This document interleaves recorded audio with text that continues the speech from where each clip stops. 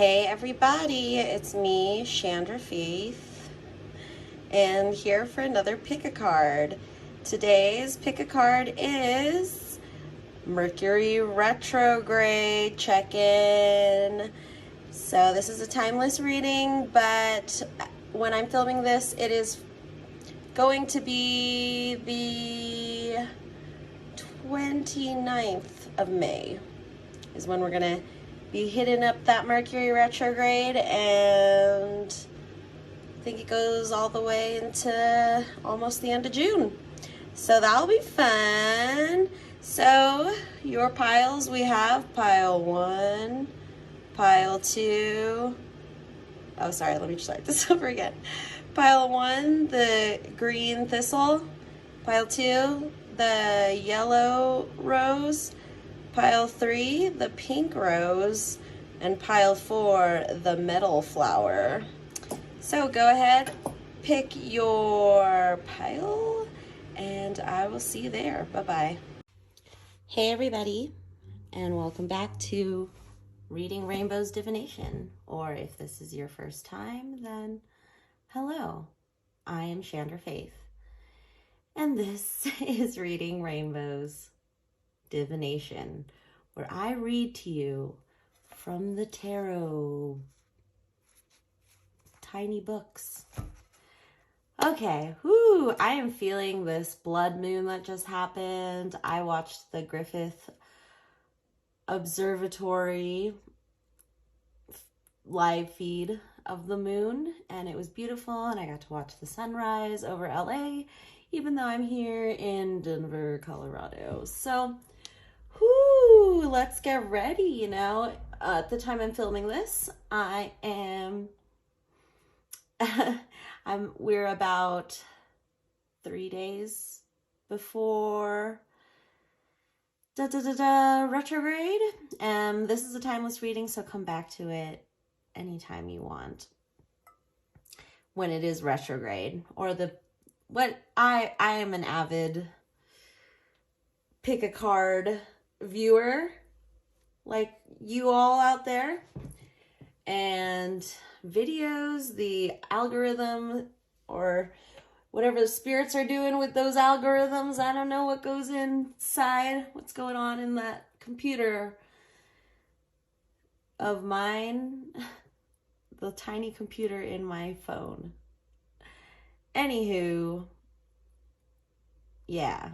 See, I'm feeling that. I get all jumbled up during Mercury retrograde, because Mercury is about communication. So when it's retrograding, everything gets jumbled up. So I'm not saying I am a Mercury retrograde expert, but I've learned from my experiences during the retrogrades I have experienced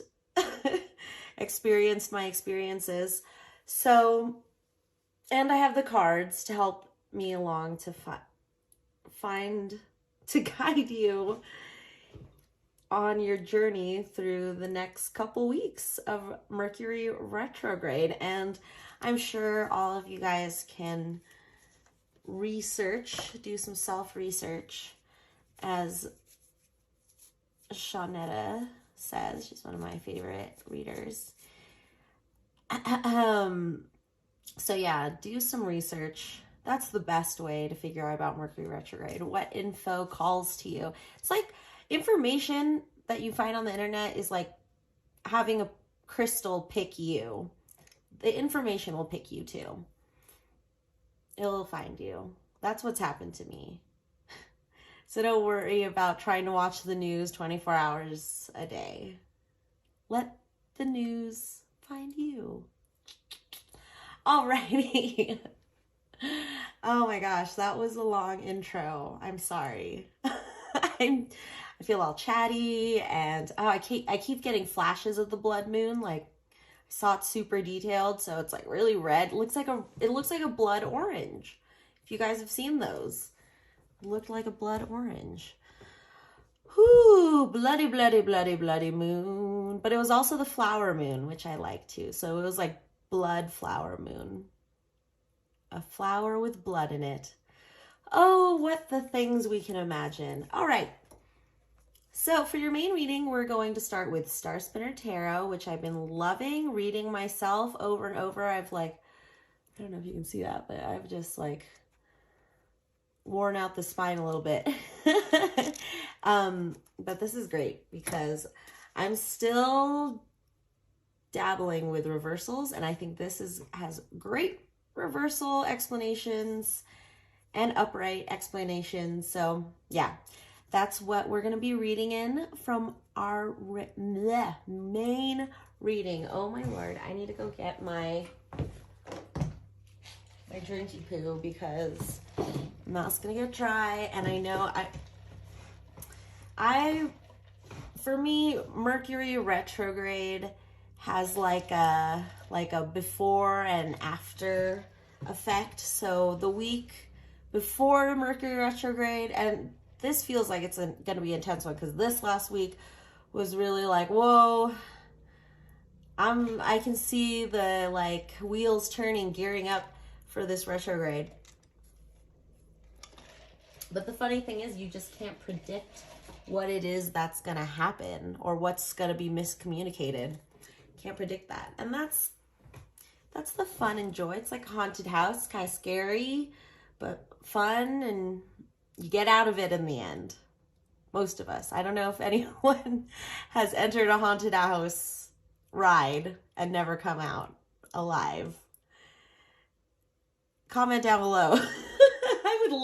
I would love to know if anyone has died in a haunted house ride. That would be great. Go investigate that ride if it's still together. Anyway, oh my gosh, I don't know why pile one, but I just want to chat with you. And you have the apple. It's just apple of knowledge. You know, I'm here with you. You're here with me. Okay. Sorry, folks. Okay, so let's get this going. What is pile one's Mercury retrograde going to look like here?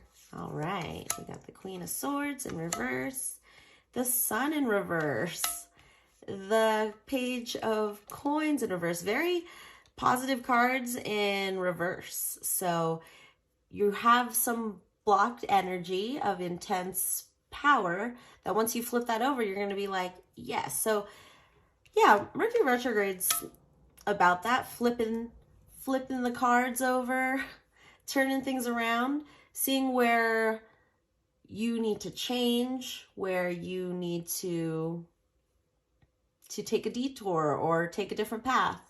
It's that you're going down this like, I feel like Mercury retrograde, you know, in video games where there's like a special side game you can go to, and like you have to like finish that side game and then come back to the main game. So that's where there's like a little test, pop quiz, hot shot. Oh, right. Let me just move my family over there. Okay. 1, 2, 3, 4, 5. Okay. Gonna try to fit an 11 card spread. I've been really into 11 card spreads. 7 and 11 are two of my favorite numbers. Ooh, excuse me.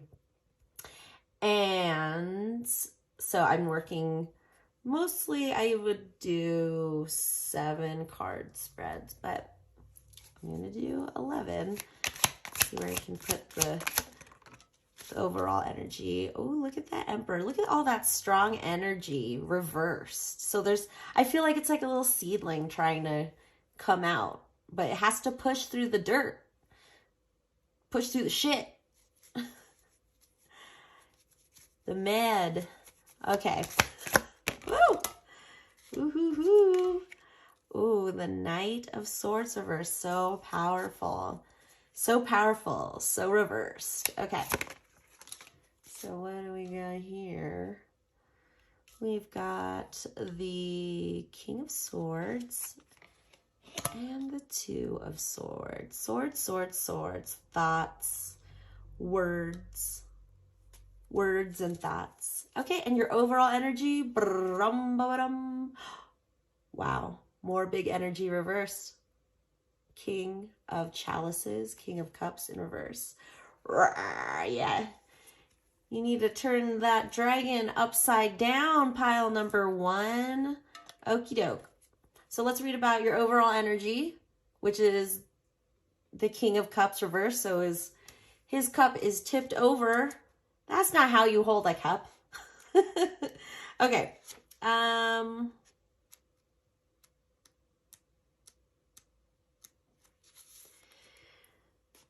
The King in reverse represents emotional abuse and manipulation. He warns of someone in your life who is selfish, temperamental, and vindictive. This individual may be leveraging guilt to get what they want and shifting blame on others when things go wrong. This otherwise well-intentioned person may be struggling to maintain a sense of self, relying heavily on the approval of others, laying the groundwork for potentially toxic relationships. Ooh, maybe that means pile 1 needs to go back to my toxic relationship. Pick a card and see if you can get some info from that. But that's what it is. What I'm finding is that toxic relationships, yes, have that beautiful potential to be turned around, but sometimes people just can't be turned around. They're like a rock. There's no around. It looks the same all around. So yeah, I guess you're dealing with a person who not only thinks the cup is half empty, but just dumps out the whole freaking cup. Why? Because they can. And negativity abounds. That's your cup of love. Don't turn over your cup of love. It's full of love blood. You need blood to live. Okay. And look at here, Queen of Swords in reverse. This is the upside down couple right here, Queen of Swords reverse. So maybe there's just miscommunication between you and this person. Maybe you guys are both communicating clearly to each other, but neither of you are listening. That's what I'm getting. So let's read about this Queen of Swords, which I think is representing you. Pile number 1 is what I'm feeling, because this is your overall energy. So this is the person who is affecting your life the most. And it's this upside down dragon right here. Upside down dragon, what are you doing there? So they could be a dragon in the Chinese zodiac. That could also be a hint. Okay, so we got Queen of Swords. You might be unclear about where your biases are. The Queen warns of a refusal to believe you can be anything but impartial. Your relationships guide your judgment as much as your intellect. In an effort to succinctly solve problems, you may rely on strokes that are entirely too broad. You cut off your support network in a misguided effort to come to your own conclusions. So cutting people off. Maybe you're cutting this person off because they feel toxic to you, and then they're cutting off. I just see this match between this dragon and this queen, and she has a sword and he has claws and he's like a giant.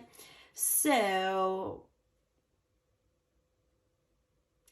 let's try to figure out how to heal this relationship. So what I'm feeling is between you and this person, Mercury retrograde isn't going to help with already faulty. It feels like your default for the two of you is fighting. That's your default conversation.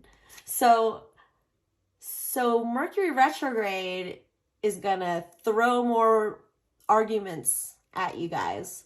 So as one of the players in this death match, mental death match, you need to learn how to be Queen of Swords upright. And let me tell you about Queen of Swords upright. The Queen of Swords represents a poised and intellectually rigorous figure. She adeptly gathers knowledge and uses every bit of information she can gather to guide her decisions. Sorry, I really only mess up on my retrograde videos. Okay, anyway, you are organized, perceptive, and a quick thinker. The Queen of Swords, though tactful, communicates sharply and succinctly without coaching her words with sentiment. She peels back layer after layer of niceties and formalities to get to the heart of the issue.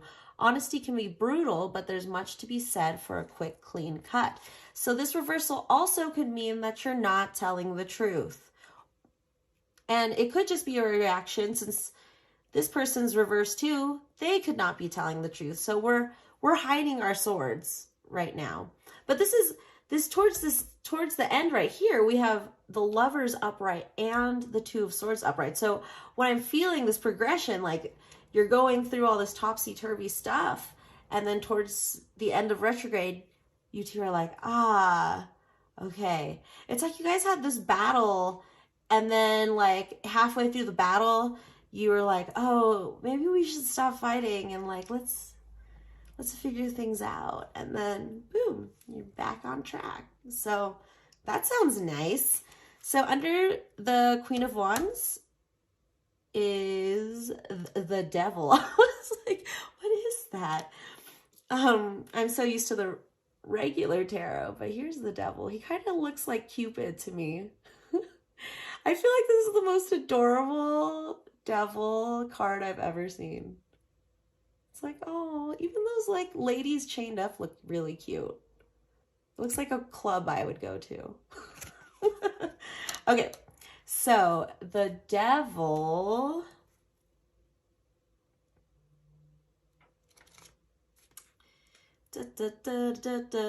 Okay.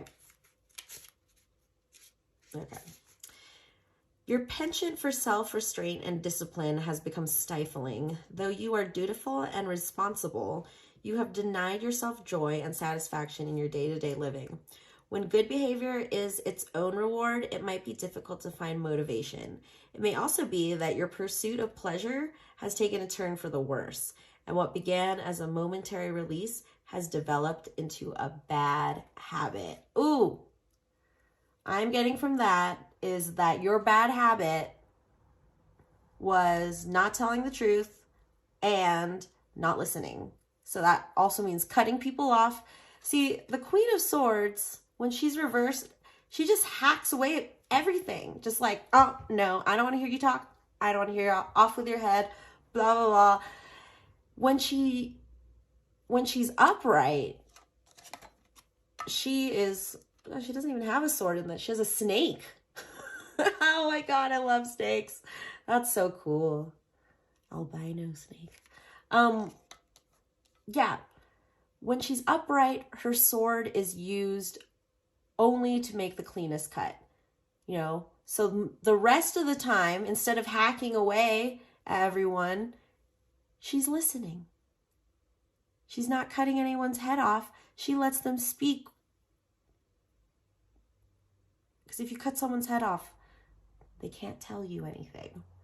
So, yeah, let's get more into it. Now we have the Sun in reverse.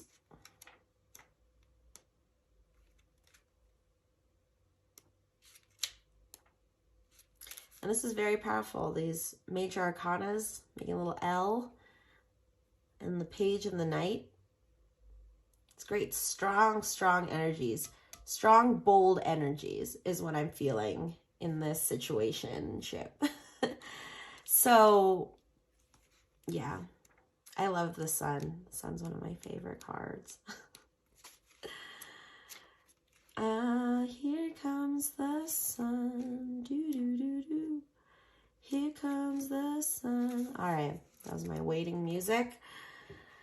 Though you may welcome an opportunity to bask in your own brilliance, it might be wise to assess the kind of space and attention you take. The 10 crows rising in this card represent the sun goddess's 10 children, who, so impatient for glory, raced across the sky together and scorched the earth below. Do you seek to illuminate truth and beauty with your radiance, or do you simply burn too bright and too hot? Whoo! Cool it down. Cool it down, pile one. See, this hot, fiery, whatever. You guys probably have passionate times too. But, you know, with all this reverse energy, it seems more like bickering. Like the heat is from bickering. It's not from like passionate things and being passionate about your passions and being passionate together as a partnership. It's like, oh my gosh, we're fighting again. I can't even get to like the root problem, because there's like a million like tiny little problems that we're like bickering about. So, ooh, I'm telling you, pile ones, this retrograde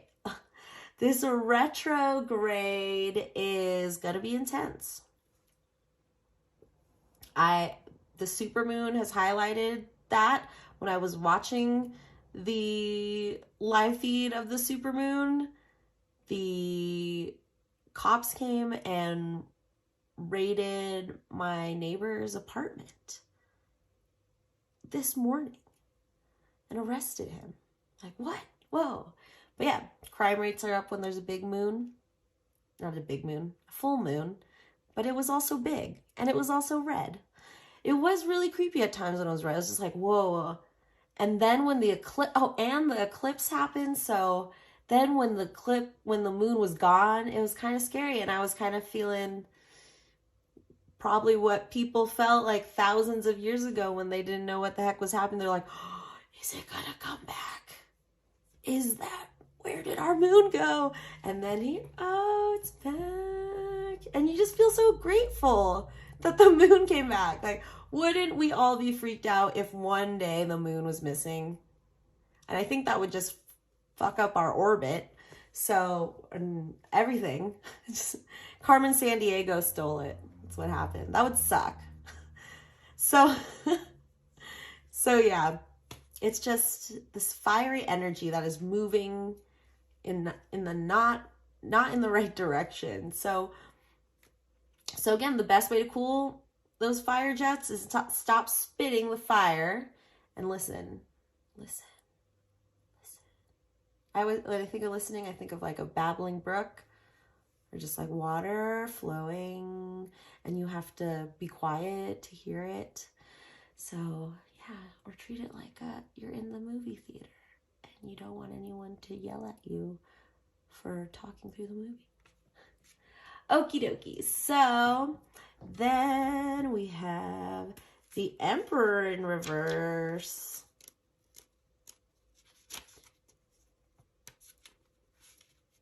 Where'd you go? There you are. In this position, the Emperor is a tyrannical figure. Power is abused and corrupted.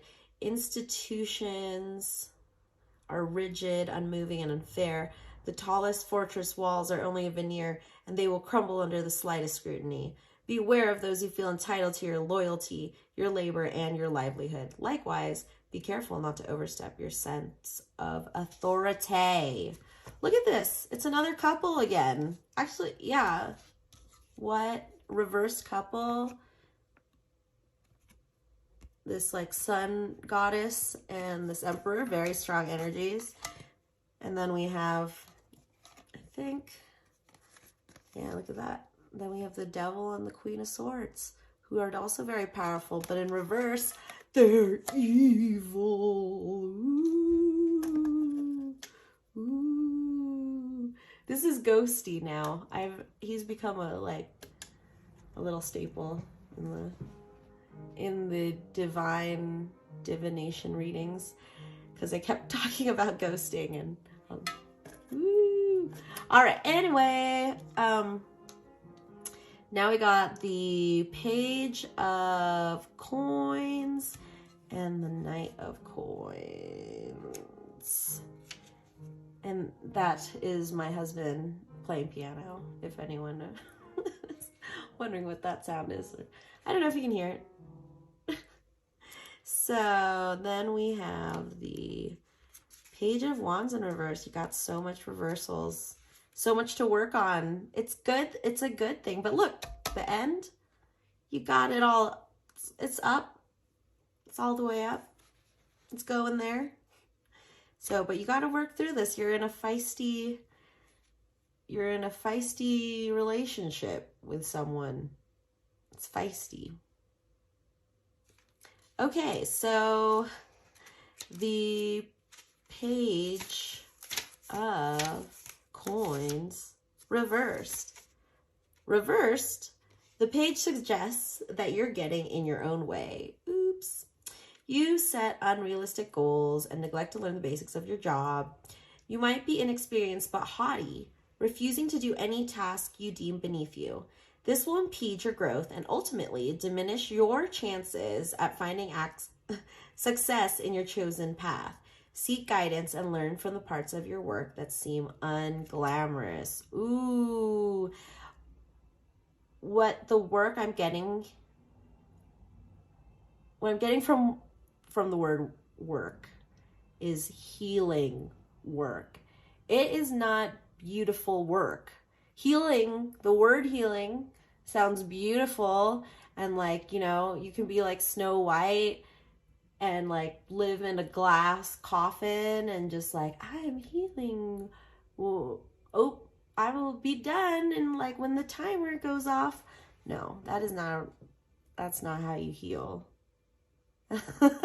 Don't even, where are you going to even get a glass coffin, guys? Think realistically. So yes, healing work is so unglamorous. Not going to lie. But the result is super glamorous. You look better. You feel better. Everyone around you feels better. So, oh my gosh. I keep finding ants here. Ant spirit animals. They've been my spirit animal for a while. So they found my room, the ants. Great. I'll have to find all the crumbs in my room. Okay. All right. Now we have the Knight of Swords.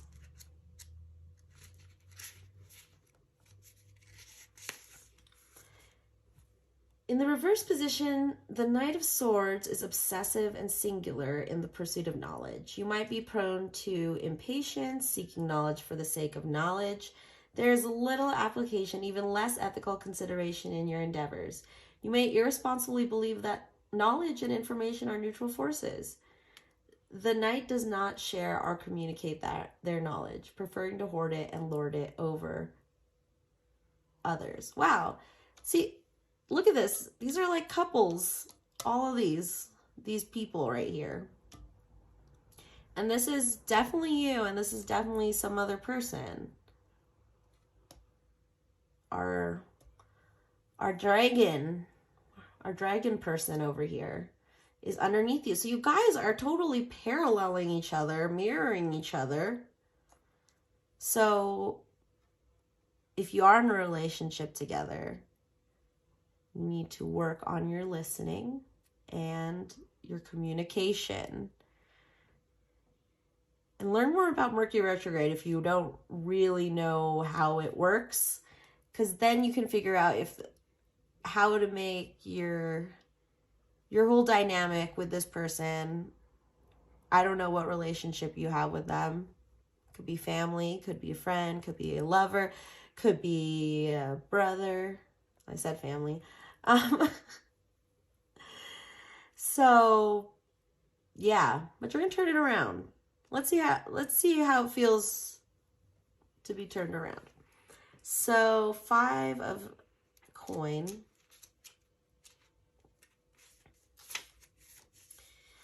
The 5 of coins signifies difficult times ahead. You may have suffered a major financial setback. Your dire circumstances are compounded by the accompanying embarrassment and isolation, and you feel as though you must confront your problems alone. You may find it difficult to face yourself, and for reasons you do not fully grasp, it's difficult to seek help. Sorry, I laughed because I made it sound like just because they're upright, it's like happy trails. But yeah, the 5 of coins, I mean, you can see it in the card. The broken mirror, it's kind of creepy. I feel like I broke that mirror when I look in there. I'm like, oh, sorry, I'll fix that. And look at that sad little boy. Oh. So, yeah. Let's just say this is a representation of the challenges ahead. There might be 5 challenges, or up to 5, or you may break a mirror or glass. But underneath that is the King of Swords. Look, it's her man, and he's upright. Let's see what the book says about that. King of Swords. The King of Swords is the embodiment of intellectual authority. He exercises logic and reason, honoring history's legality and tact. This card indicates diplomacy and a certain air of detachment as he positions himself as a highly specialized consultant or advisor. It may be wise to seek professional counsel for whatever challenges you may be facing. Like this card was saying, ask for help. Help, please. The King of Swords operates under very high ethical standards in his search for knowledge. So a very interesting thing is that I started going to therapy during a retrograde. And that's what I'm feeling here. You need some sort of therapy for yourself, whatever that means to you. What is therapy to you? And do that so that you can better commune with this person you're dealing with. And this person is very logical, down to earth. Well, not down to earth because he's a bird. And King of Swords is more of the mind. And the solar plexus are. So like this inside your body, and then your thoughts are, what was I saying? I was going to say your thoughts are a crown. Yeah, thoughts are a crown. Those are his thoughts. And this person can be that sword for you, that sword in the snow, that anchor for you. You've just got to heal through these things that are going to happen to you during retrograde. You've just got to get through these things. If it be one thing, or 5 things, or more than 5 things, you can handle it, pile 1. And this person, this upside down dragon, is going to help you. And don't be afraid to ask for help, because they probably want you to ask them for help so that they can ask you for help. Everyone needs help. Everyone does. We're not like hamsters who can just live without contact with anyone in our species. It's just a part of, we're a social creature, you know? Okay. So then we have the Lovers. Yes. The Lovers, number 6. The Lovers represent mutual desire. They herald healthy partnerships unless unions born of consent and enthusiasm. There is attraction and passion, exploration, fueled by a mutual curiosity signified by the apples. The presence of the apples in this deck serves as a symbol of curiosity fulfilled and of maturity.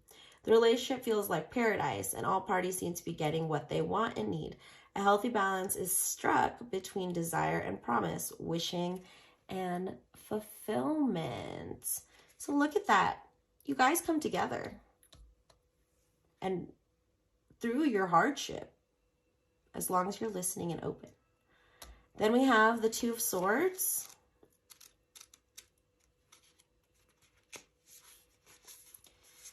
In this position, the card indicates that a difficult decision must be made and you might be avoiding it. You're getting in your own way. Didn't another card say you were in your own way? Without engaging the problem, you will be unable to put your mind at ease, and the problem will persist. While difficulty and pain will surely follow, delaying the decisions will yeed. Oh, see, I told you guys. Mercury does not let my tongue work. That sounded weird. Will yield even more dire consequences. Diplomacy and compromise are difficult, but necessary. Yes. These two ladies want to be here working together instead of stabbing both each other with them. Because then that's game over. Okay, so let's get a fairy tale card for you guys. And let's see what fairy tale is going to help you through this retrograde. All right, spirits. What fairy tale do you want to send to pile 1? Look at that. I bet some of you like that because you guys are war horses. See that battle imagery? That battle imagery. It is here. It's right here. Look at that girl. Look at all those weapons. See, I think you start out like this. This is who you are, you know. It's beautiful. But you're going to discover you have wings. And you can fly. You can fly out of this battlefield. You don't have to fight anymore. Especially if you're fighting with the person who's going to be your King of Swords and your lover. Oh. So, yeah. Tamlin. Oh my gosh. And the word for your card is battle. Yeah. Pile 1s. You're my fighters. You're my fighters. G.I. Joes, G.I. Janes, all in the house. Okay.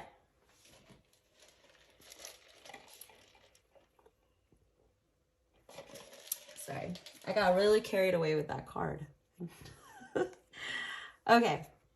Number 24. That number may be significant to you as well. Tamlin battle. If my love were an earthly knight, though he's an elfin gray, I would not give my own true love for any lord that ye have. 3 times Tamlin changes, and 3 times Janet holds. She sprinkles a circle of earth and blessed water about him and brings him home.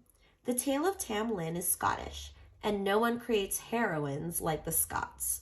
This may be called Tamlin, but it's Janet's story.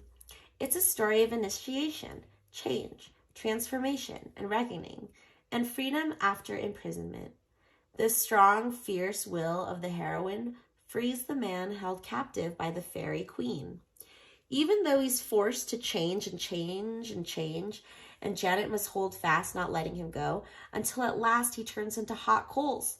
She flings him into the well, and he's born again as his human self. Whoa. When this card comes to you, you are being reminded of your amazing power to free others by refusing to give in to overwhelming forces. You are so strong, and you can set an incredible example of courage and pride, for this heroine is proud. Proud of her family, her name, and her choices. Even when they have seen her walk outside of what is considered to be the right thing for her to do, what does this mean for you? It means that despite the rules you've broken, you have done this for the right reasons. Your immense resolve and determination are an inspiration to others and always will be, and are so powerful that you are able to inspire others to become truly themselves. When this card comes to you, be like Janet of the Tamlin story. Set others free through refusing to be intimidated. Stay true to yourself and to your own values, even when you walk in a strange land, as Janet does. And know that when you pick a rose, magic can happen. Love is also at the heart of the Tamlin story. The refusal to discard a lover because they are in difficult circumstances, instead choosing to be strong and supportive. So this is what it seems like with your person. And you guys are both, mirroring the same issues. And you're sticking together. And if you stick together through this retrograde, you're going to come out as two people united. You see, you're on two separate cards, but then look at this last stack. There's two people in each of these cards. Look at that. So, yes, keep at it. Heal yourself. Take breaks. If you can't, just take breaks from these fights. There must be a time when you don't fight. So you can both just take your time to heal yourself. Fix that mirror. It's broken. Turn around. Your mirror is broken. But you do not do this for reward. You do this because it's right and because the love you have goes beyond good times. It extends into the nightmares that all humans experience throughout their lives. And your loyalty is a shining light for others to reach for in their darkest moments. In the darkest hour, she is standing right in front of me, singing words of wisdom, let it be. Meaning, face the conflict with courage, hold true, hold fast. Yep, hold, pile one. That's what you're doing. Hold on to those horses. Loyal, steadfast, true to own values, devotion through the hard times, passing a test, rescue and redemption, coming home again. Honoring yourself, a time of fertile ideas and actions, and help from a strong female. Look at how strong she is. So that's also, if you guys need help, try to turn to the strongest female you can connect to, if that's possible. That will really help. You know, if you can't get a therapist, go find the strongest female. That's your best bet. So, yeah. If you can find that person. Maybe that person will find you during retrograde. But, yeah, you need someone else who isn't our dragon and who isn't you, and to give you a new perspective on this relationship so you can flip all these characters around. Okay, so of course, since we're dealing with relationships, I got the Affirmators Love and Relationships cards. So these will just give you little bits of relationship advice for your situation. We always need that. We have all kinds of relationships.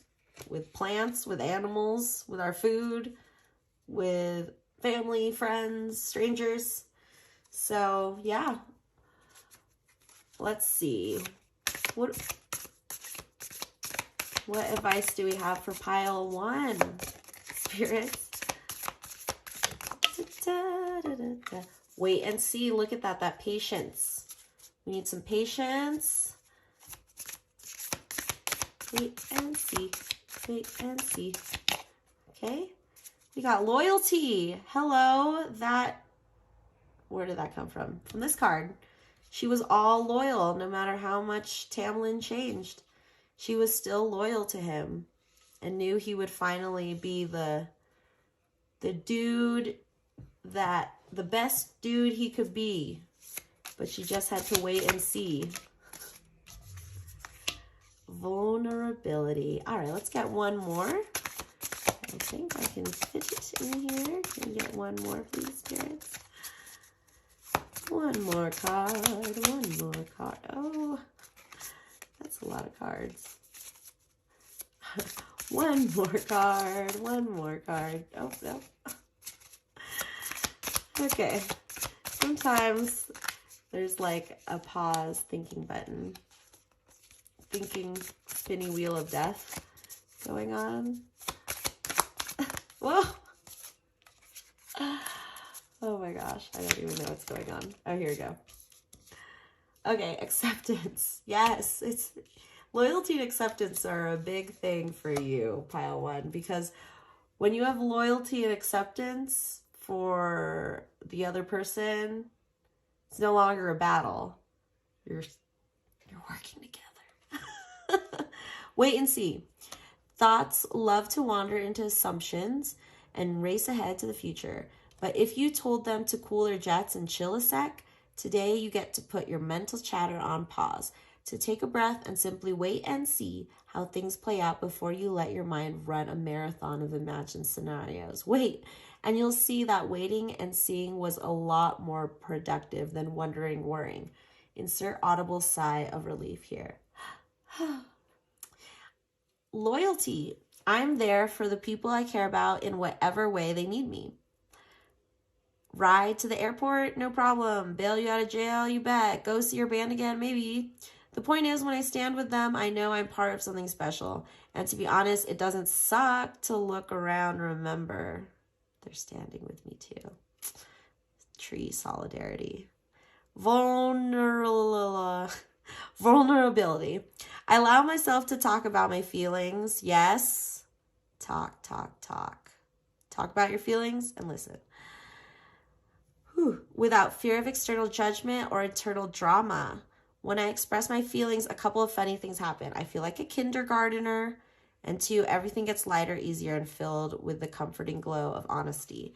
Hey, no wonder kindergartners seem so fun and stress-free.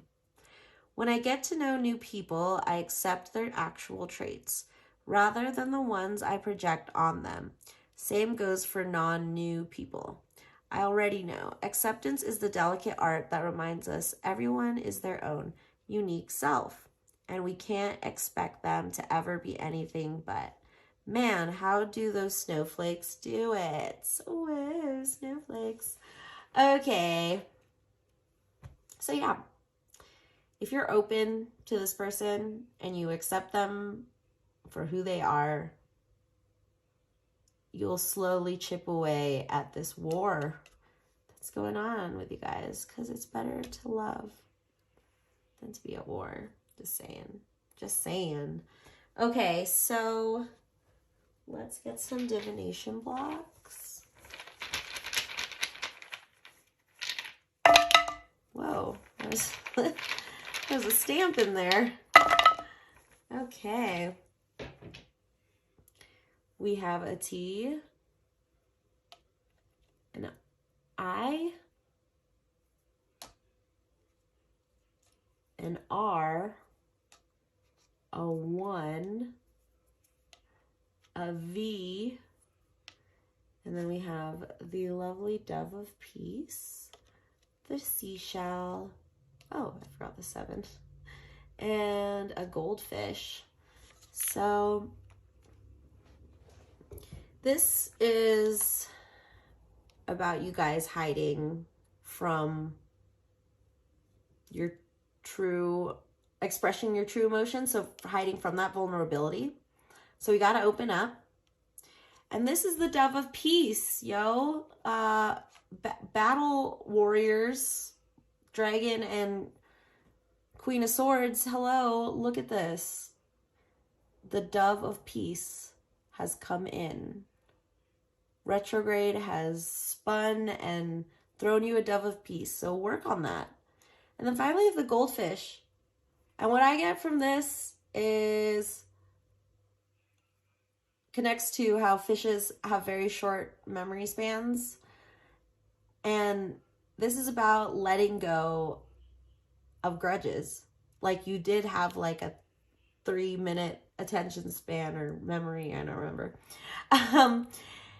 And I think both of you are holding on to these grudges. And until one of you starts slowly letting go themselves, the other person will follow suit. Okay? All right. Shake it, shake it, shake it. We're going to do some charms. Boom.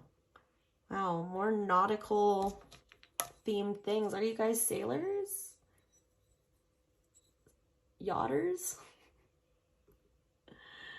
Also the seahorse this is my daddy, my daddy charm. Since seahorses do it all. These daddy seahorses do it all. Have the babes. Let them go. doing all that mama stuff. But it's a daddy thing, you know. So take that as this resonates. Oh, we got a W or an M, an I, and an H. Oh, we could spell him. Capital H-I-M. Okay. I think that's a W, actually. It looks like that would be curly on the bottom, but whatever. Whatever, we take it as it is here. Oh, this is my working together triangle. You guys, stop fighting. Work together. Figure yourself out. Oh, well, he melted. I didn't realize he was melted, but it's like a wounded inner child, because this is my inner child charm. Oh, that's so funny. Okay, so yeah, you guys gotta work with your inner children. Work with them more, talk with them. Find meditations that bring you to your... Oh, actually, Cassidy Kane has a really good inner child meditation for connecting with your inner child and your person's inner child. So I'll link that down below for you, Pile One. And Pile One, you got the hot dog and the cheeseburger. This is really reminding me of 4th of July, or maybe there's gonna be a barbecue.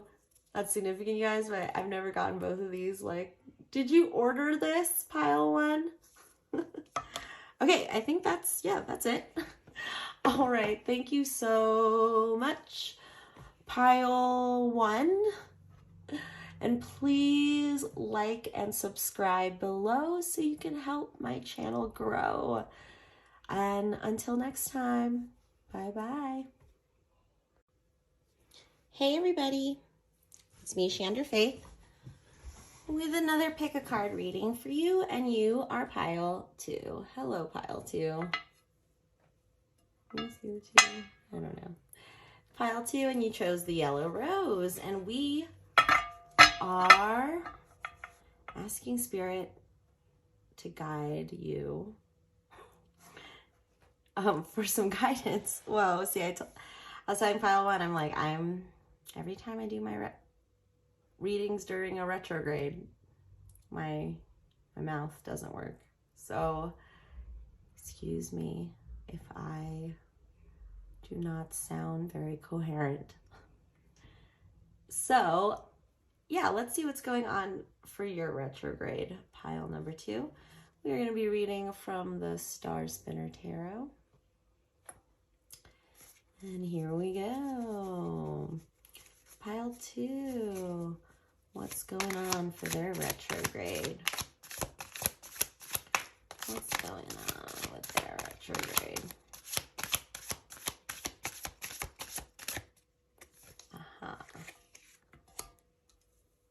Chariot. Review.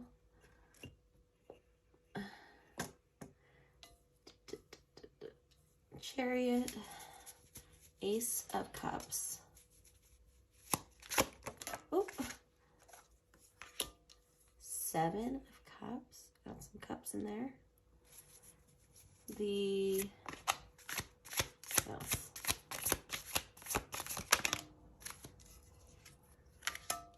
Six of Coin, the Page of Swords,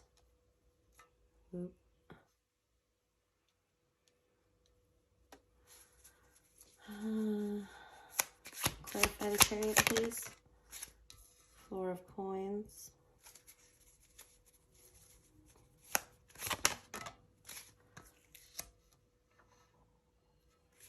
Eight of Chalices. Oh.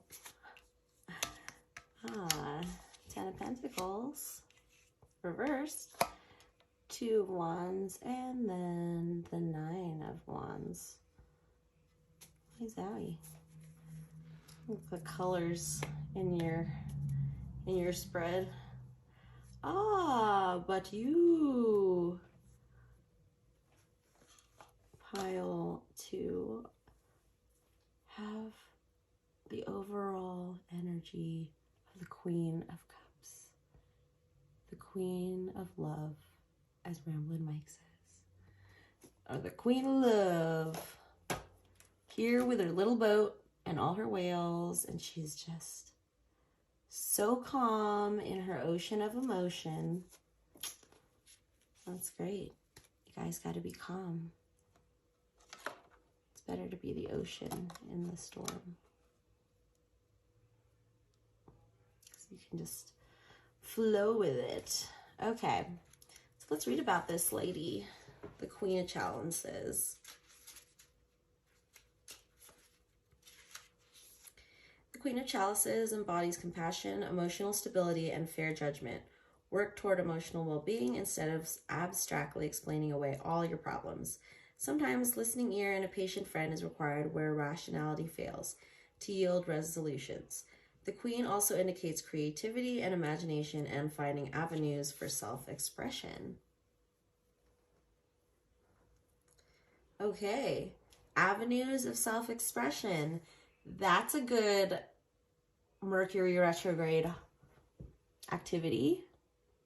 Expressing those feelings that are gonna slowly get harder and harder to bottle up as we get deeper and deeper into Mercury retrograde. So let's see if we can express those through art, through something you do originally, and through things that make you feel good. Okay, so now we have the Chariot clarified by the Four of Coins in reverse.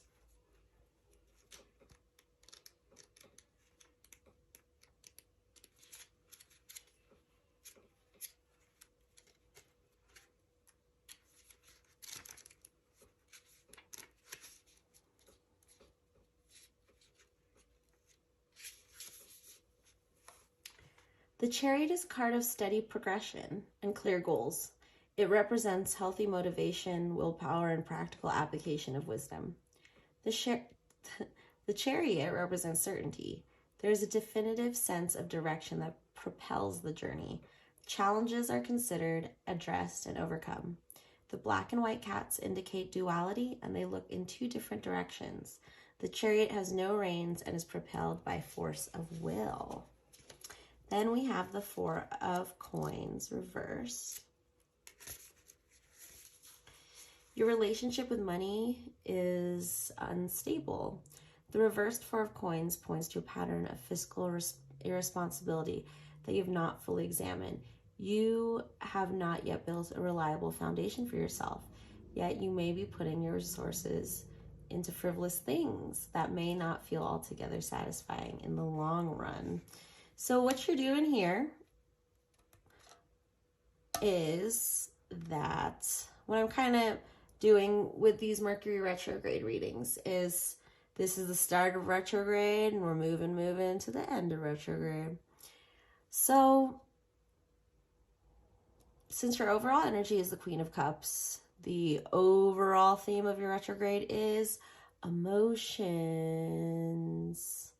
And these emotions are guiding you towards money healing.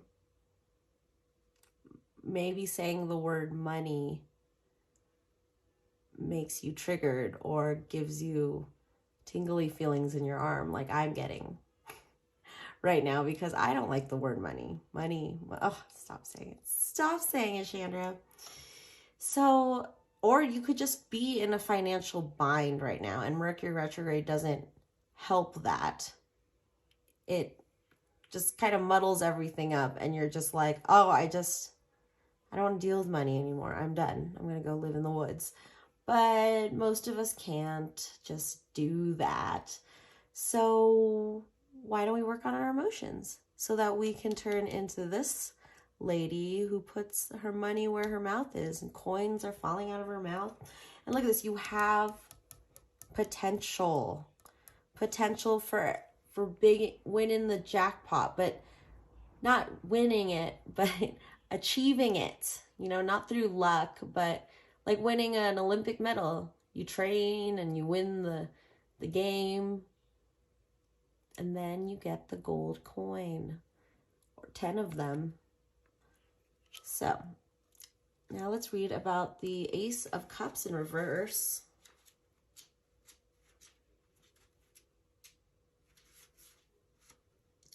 In reverse, the Ace of Chalices indicates an imbalance of emotion.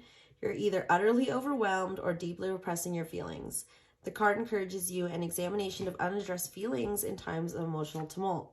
So Mercury retrograde is known to just out of nowhere, some sort of situation is going to happen where because people are taught to hide their emotions and not just blab everything out and how they feel, especially if they're uncomfortable emotions.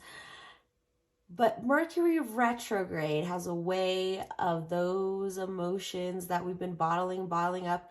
It finally, the right pressure and pop, something happens and you have spilled all your cups of, you've flooded the room with an ocean of emotion. And that's not how we deal with our emotions, because that just sounds mentally messy. So to be this queen of emotion, you've got to look,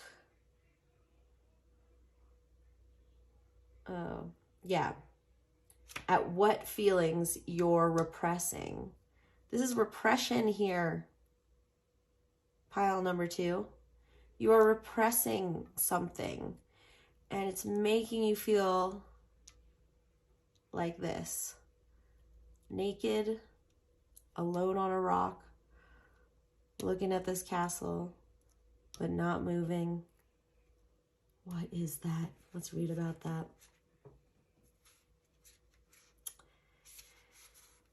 You have taken practical steps to change your life.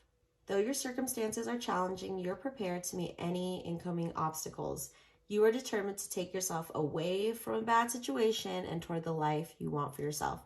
So, since I'm getting a lot of money theme in here, this is you yearning for that life. This is you noticing that if I keep my feelings bottled up, I am not going to be in the place I want to be. I'm not going to be in this castle. I'm going to be sitting in this rock because I don't want to emotionally vomit on everyone. But the more you repress yourself, the more you're going to turn into a volcano, and then everything's going to crumble down. No one will want you at their castle. And it also, when I talk about emotional vomit, it's like it's those things you don't mean that just come out of pure emotion, and usually it's the things, and those things you don't mean are hurtful. Just in the fact that you didn't even mean it, but you said it anyway. So a good way to get your emotions out is write them down. Get a diary, and every day write down what happened to you, how you felt about it. And it'll just be in a book that you can hide or put a little cute heart lock on it. So, well, I was like, is my table shaking? Okay, anyway, I was like, right when I was talking about that, I felt like a teeny tiny earthquake. I don't know if we get earthquakes in Colorado or not. So anyway, maybe that means that, yeah, your world's going to be shaken up and you're going to have to deal with these emotions. The more you repress the emotions, the stronger they get. That they, just like having a top on boiling water, it's going to push out eventually. The pressure is going to be too much. So find ways that you can express your emotions without emotionally vomiting on anyone. Okay, so then we have the 7 of Coins.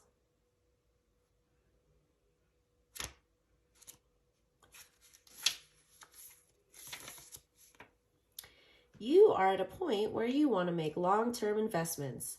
You have mastered your daily grind and you have the freedom to step back and plan where you might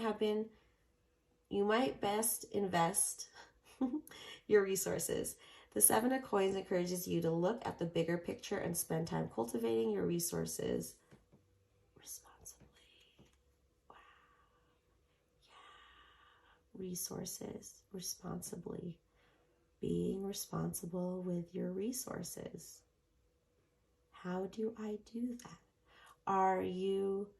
Is your emotions linked with money and it makes you nervous and anxious so you don't want to deal with it? Well, this is you not dealing with it. And let me tell you, let the book tell you. Don't take my word for it. You have wasted much of what you have worked to earn. Your assessment of your resources in it is inaccurate, and you are spread too thin as you attempt to build a sturdy foundation for yourself and your community. You may discover that your obligations have expanded right along with your possessions, and so your earnings are always tied up, and money is a source of anxiety. What did I say? You don't have a good relationship with money, pile 2. How do you heal a relationship with a friend, with a lover? How do you do that? Now do that with money. Okay? Then we have the 6 of Coins. More coins. The 6 of Coins suggests the sharing of wealth and putting your money where your mouth is. Resources, I lost my spot. Resources are exchanged to benefit the greater good, and kindness is rewarded. Money is bequeathed in a manner that is motivated by generosity instead of profit. You are experiencing a moment wherein wealth is leveraged for positive ends. This is the card of philanthropy. So towards the end of this retrograde, something, a windfall of money, promotion, new job, gift, some money is going to come through out of generosity from the universe. And you're going to accept it. You're going to be like, yes, and yes, yes, yes. Both hands, please. And look, there's your castle. You're still not in it. Like, the castle's also out here too.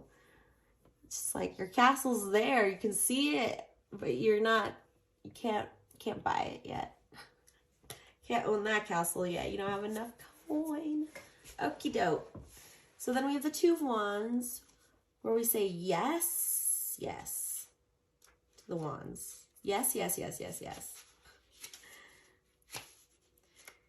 From the initial spark of the Ace, take the energy and chart a course. Although you have a clear idea of what your goals must be, there is still a good deal of planning to do. It requires a bit of willpower, but ultimately you understand how to apply your energies toward your goals. Yeah, what I'm seeing is you doing your diary work through the retrograde. It's like opening all these like little doors that you never thought you have to open again, but you realize it's like opening a window. You're airing these feelings out and then being like, okay, they're not as big, like they're not as big as they seem. They're just shadows. So a shadow just looks big, but it could just be a really small thing. Okay.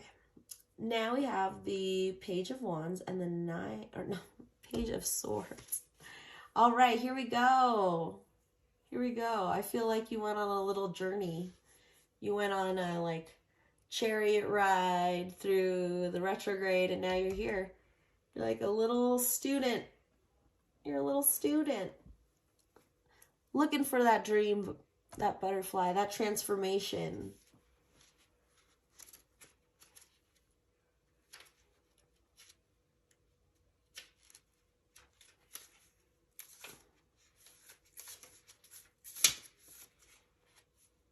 The Page of Swords is a clever and restless individual with clear eyes and naive resolve. The page dreams of searching for knowledge and truth. With an intellectually dexterous mind and the ability to hold a tremendous amount of trivia, you might be eager to seek information, but you have not yet developed rigor in your process. Despite your greenness, you are a quick study. Look at you learning. You went on your journey, and then you learned about yourself, and now you can do this. You can do this. But what's this underlying doubt here? Wait a minute. I thought you just had one sword, but oh, you have 9 wands. It's kind of like looking in your trunk, and you're like, oh, I forgot to take all these. I thought, I don't know what to say, but like, yeah, you forgot about the wands in the trunk, extra baggage. So let's read about the 9 of Wands.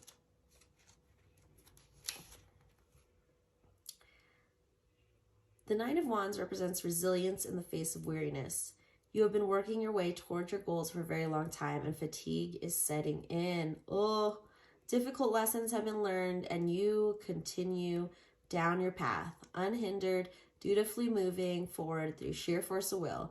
There's no giving up when your goals are so close. Yeah, you're just like, get those wands out of my trunk. Let's go. Get out of here. We're trying to chase this butterfly so we can transform, because it represents that transformation.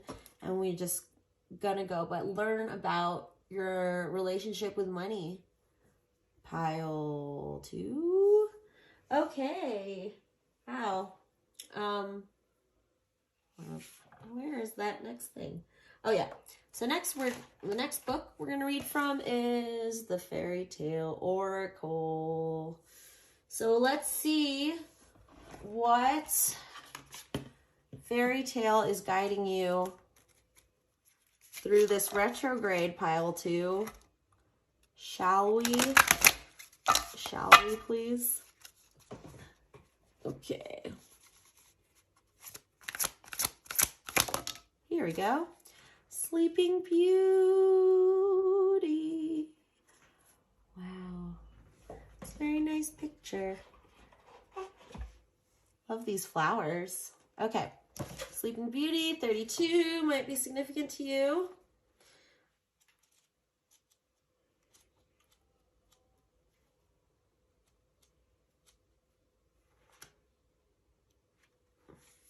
Sleeping Beauty, awakening.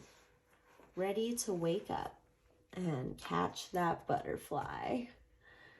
When the child is 16, she'll prick her finger upon a spindle and die. The king and the queen cried out and begged the fairy to forgive them and remove the curse, but the fairy refused to do so. But one fairy stepped forward and said, I cannot undo this curse, but I can alter its course. Beauty shall not die when she touches the spindle, but she'll fall into a deep sleep for 100 years. Wow. Couldn't it be like a day? But maybe like death equals 100 years of sleep. It's right that in this tale, the family of Sleeping Beauty decide they'll fall into the same enchanted sleep along with their daughter, a princess who is cursed by a fairy with a grudge. When the Princess Aurora is born, her parents invite the chief magical beings of the kingdom to offer them all a rare gift. They are genuinely overjoyed at the birth of the child, who had been longed for far before she was born. But there's one fairy they do not invite, and in some versions of the tale, this is deliberate. In others, it's an oversight. In others, still, the reason is they have not enough wealth to share with the being known as Maleficent. Ooh, so maybe that's you, you know? You can't share the wealth yet at the beginning of this.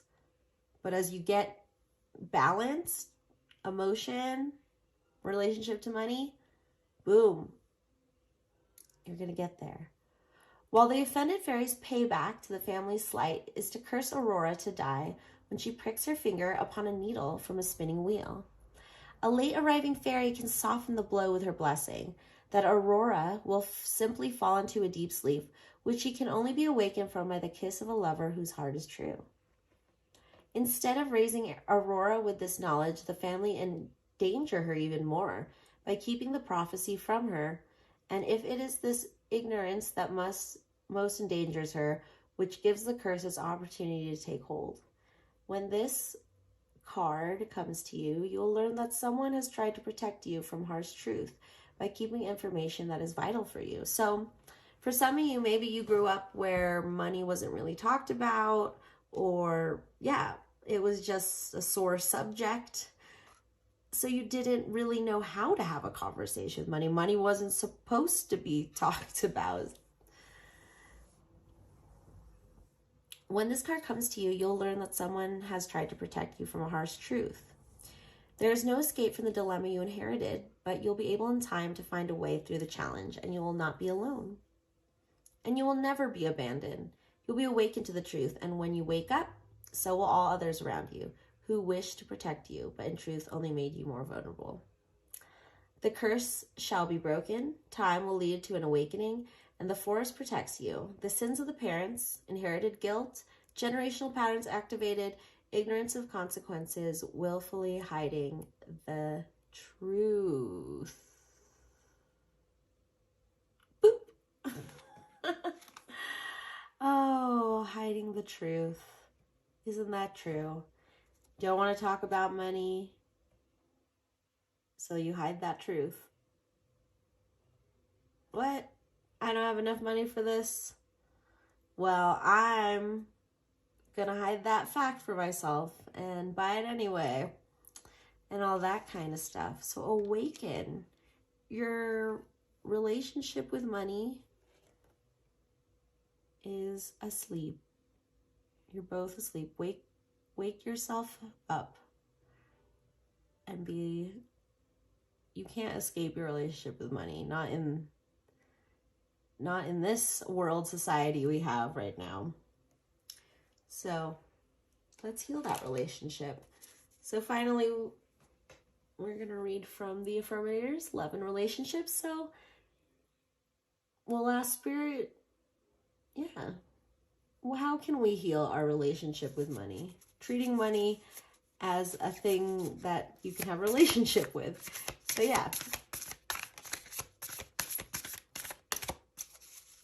where we demonize money. That's what pile 2 needs to do. Okay, here we go. Boundaries, open-heartedness, and support. Okay, here we go. Thoughtfulness. It's time to put your money where your mouth is. What did I just say? And the card said that too. The book said that too. And have fun showing your love. Think of all the things you can do to show a person you love them. Then stop thinking of those things and actually do them. Is it time to hide a note in someone's pocket? Make them a snack? Order them a book? Anything thoughtful can be an act of love. Even taking the trash out to the dumpster, unless you're dating the trash. In which case, don't take it to the dumpster. Take it somewhere fancy. Wow, who would have thought that being so full of thoughts could be considered thoughtful? So if you focus on the richness of the people around who care about you, and you show them that you care about them, and it doesn't have to cost you anything to show them that you care about them or that you're thinking of them. Just send them a love note, just being like, I love you, bye. Pile number 2. Boundaries. I claim my right to set healthy boundaries, and I allow others to do the same. Sometimes personal space is taken, and sometimes it's given, and sometimes if you're on the subway, it's completely disregarded and shameless invaded. I guess it depends on the day. So boundaries.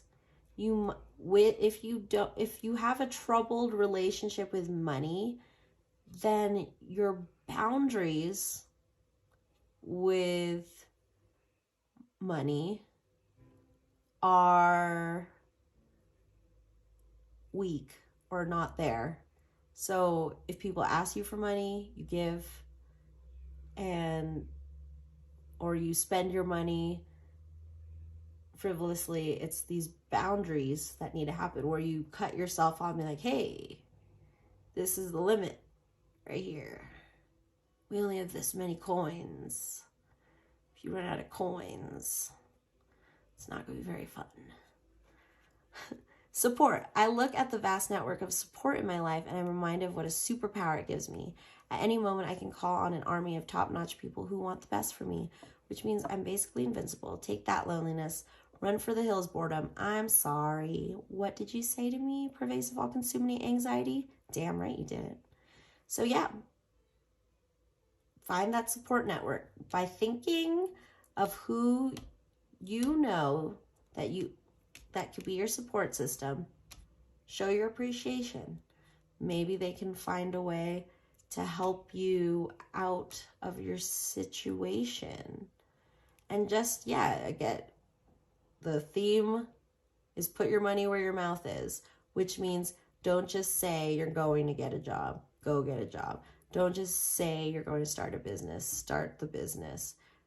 Use your support system. Whoever you can find that is supporting you, think about it.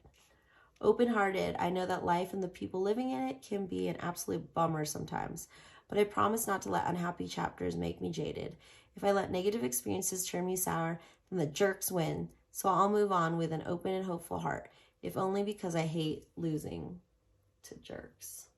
Ooh, yeah. So be open. If your support network's thin, open yourself up. Maybe go on the internet, open yourself up, like someone's stuff, and tell them about it. Just anyone you think can support you. Put in a thoughtful gesture, and that can get the ball rolling. Okay, let's get some divination blocks in here.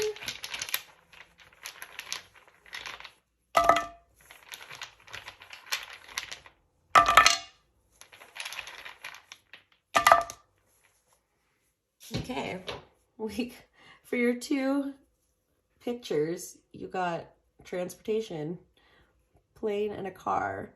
So there could be travel.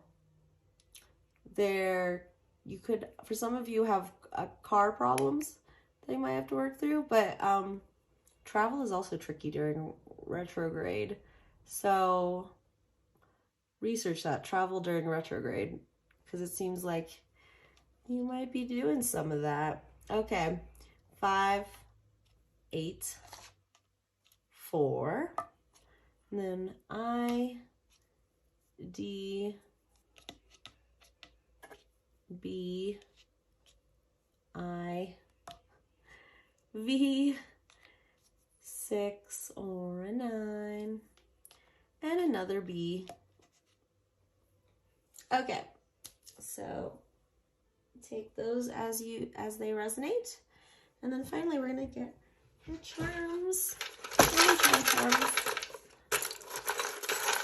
I'm hoping I didn't put anything pokey in here. I'm afraid I did. Let's see. All right. Oh, we got our working together triangle. The circles are working together within the triangle.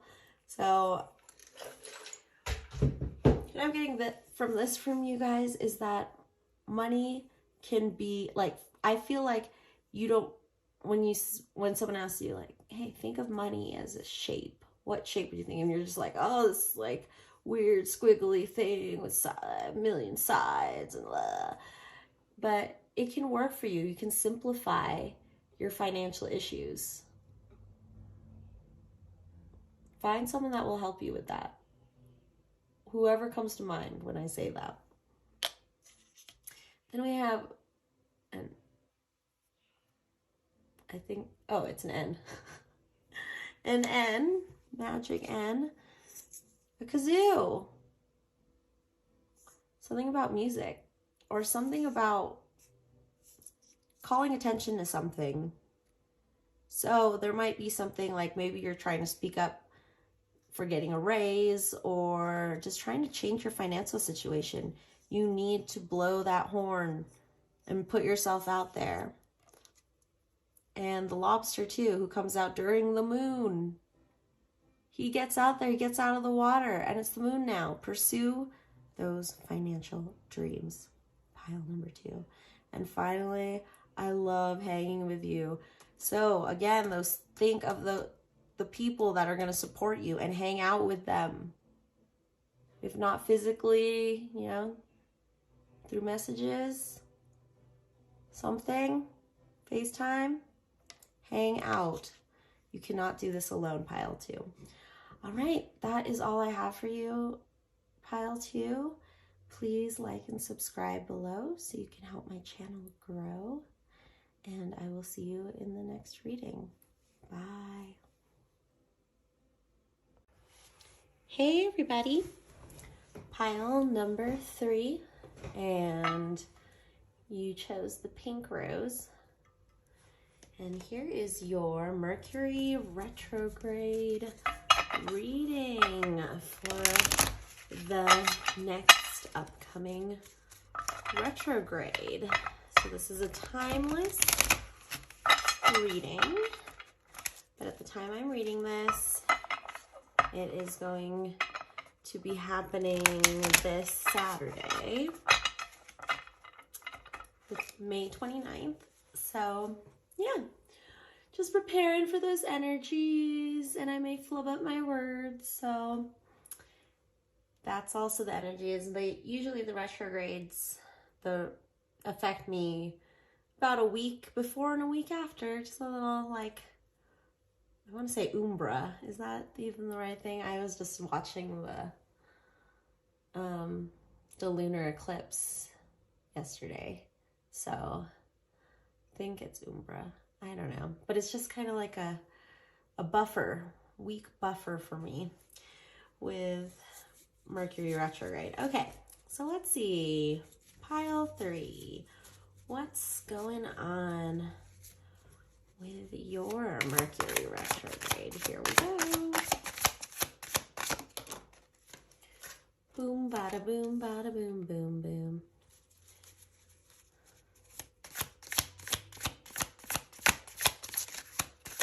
Whoop. Nice. 2 angels.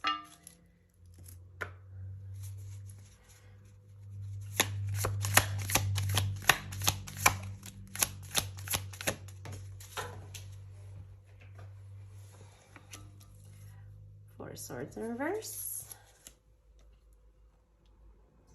Just a little more.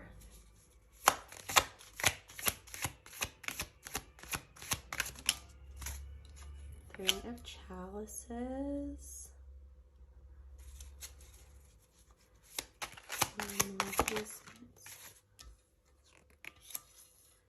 Knight of cups, or chalices in reverse.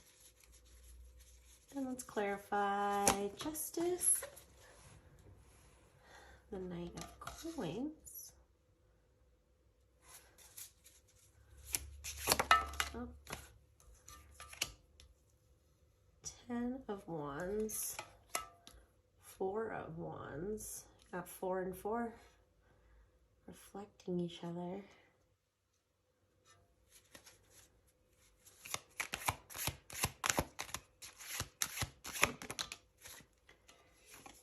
Seven of chalices.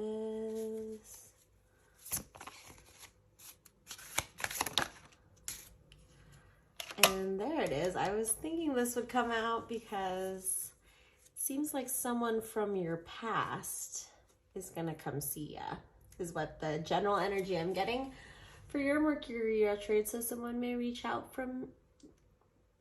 to you from your past. That's just a common thing. That's a part of the retrograde, is that people from your past start popping up like daisies in the springtime. Your overall energy is the Hermit, which is telling me that you have been hermiting yourself, isolating yourself. And, you know, it has been a year of isolation through the pandemic. And I think that self-reflection, that isolation is going to kind of get you wanting to communicate with people, or having people get magnetized towards you, because Mercury is all about communication. And when it goes retrograde, things from your past pop up.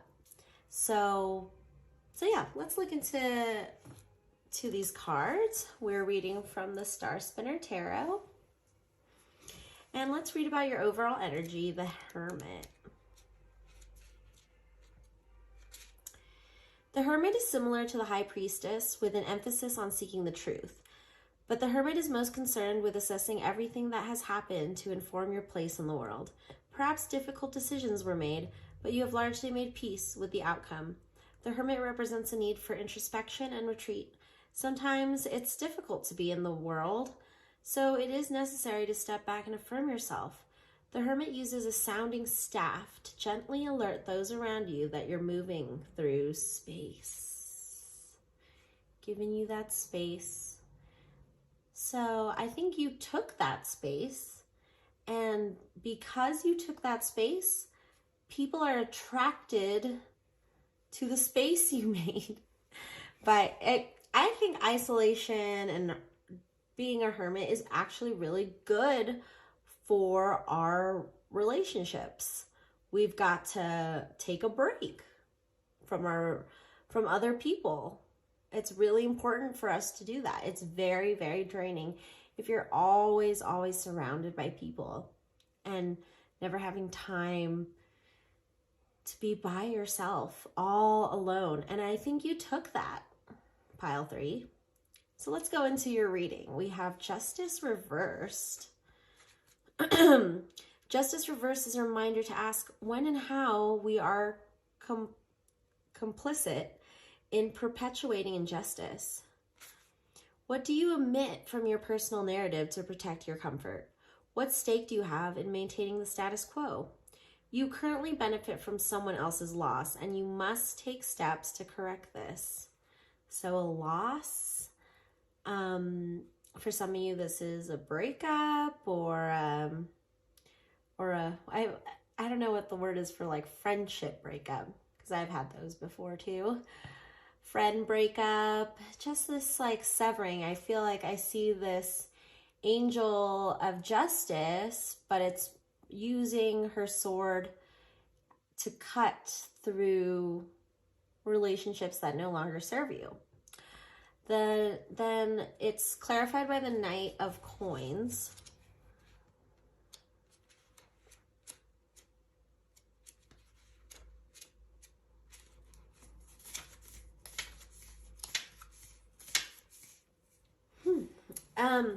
The Knight of Coins represents an individual who has garnered a reputation for being reliable. You are meticulous and hardworking, even though you are not especially ambitious. You're good at what you do, exactly in your position, and you do not seek opportunities to advance.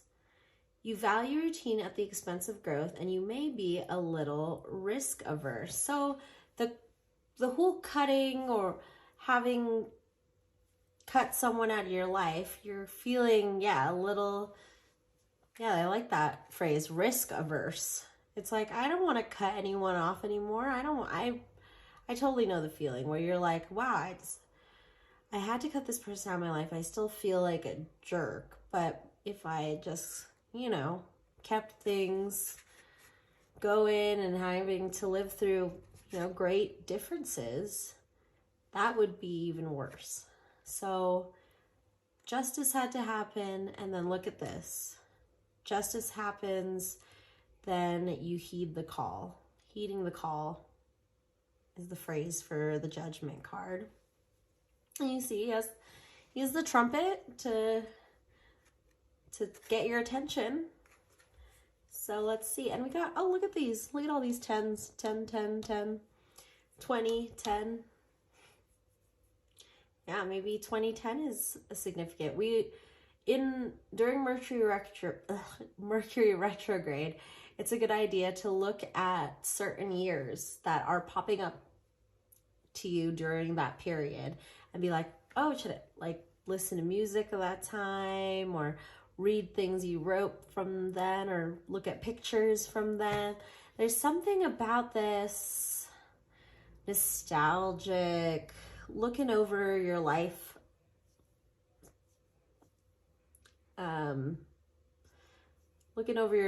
situation that's happening in Mercury Retrograde.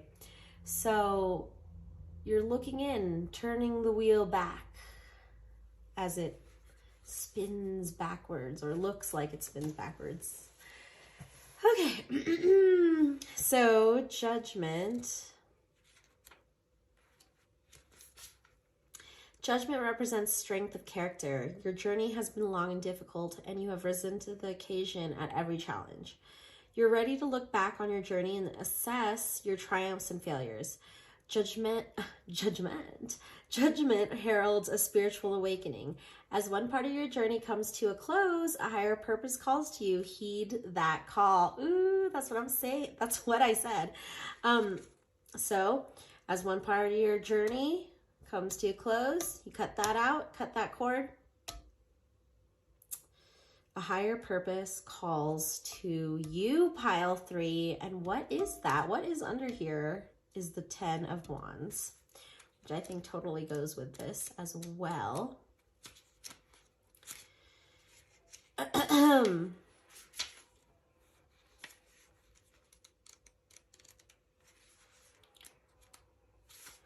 Okay. You have worked very hard and you have amassed many accomplishments. Unfortunately, this also carries with it more responsibility. You must continue to guard, cultivate, and maintain everything for which you have worked so hard. A grand and beautiful garden requires more care and attention than a single potted plant. Though you have built something grand, you must now shift your attention to its upkeep. So there you go. This call, this thing that you're free to do now that you've cut the ties with the relationships, the things in your life that aren't serving you. It's going to take a lot of work. Look at this little fairy. She is so tired. But look how beautifully these little stars are growing. So you wouldn't be able to get to this point of having all these accomplishments, and it's like the stars, reach for the stars. That's what it was, what this card's telling me. And it is going to take a lot of work, you know, more money, more problems, and you know, but don't let that scare you. Don't fear the work of your honest to goodness goals and dreams. Love the work. Be that constant gardener who has to take naps in the garden because she's tending her garden so well. And this is the same with the Knight of Coins. He's really investing. He's an investor. He knows things take time. He isn't impatient. To him, impatience is money. If someone's impatient, you're gonna lose. You lose your profits. He's that guy who likes to save and plan. So yeah, but it's all underneath. This is your subconscious right here. This is what's happening on the surface of your life, pile 3s. And underneath is all this beautiful, beautiful change, really. It's beautiful change and a kind of a reflection of what you've gone through so far. You've gone through a lot, and now it's time with this card to relax. But since it's in reverse, pile 3s, you're not relaxing. You're dwelling on stuff instead of resting. Just because you're laying down with your eyes closed does not mean you're resting. So, 4 of Swords.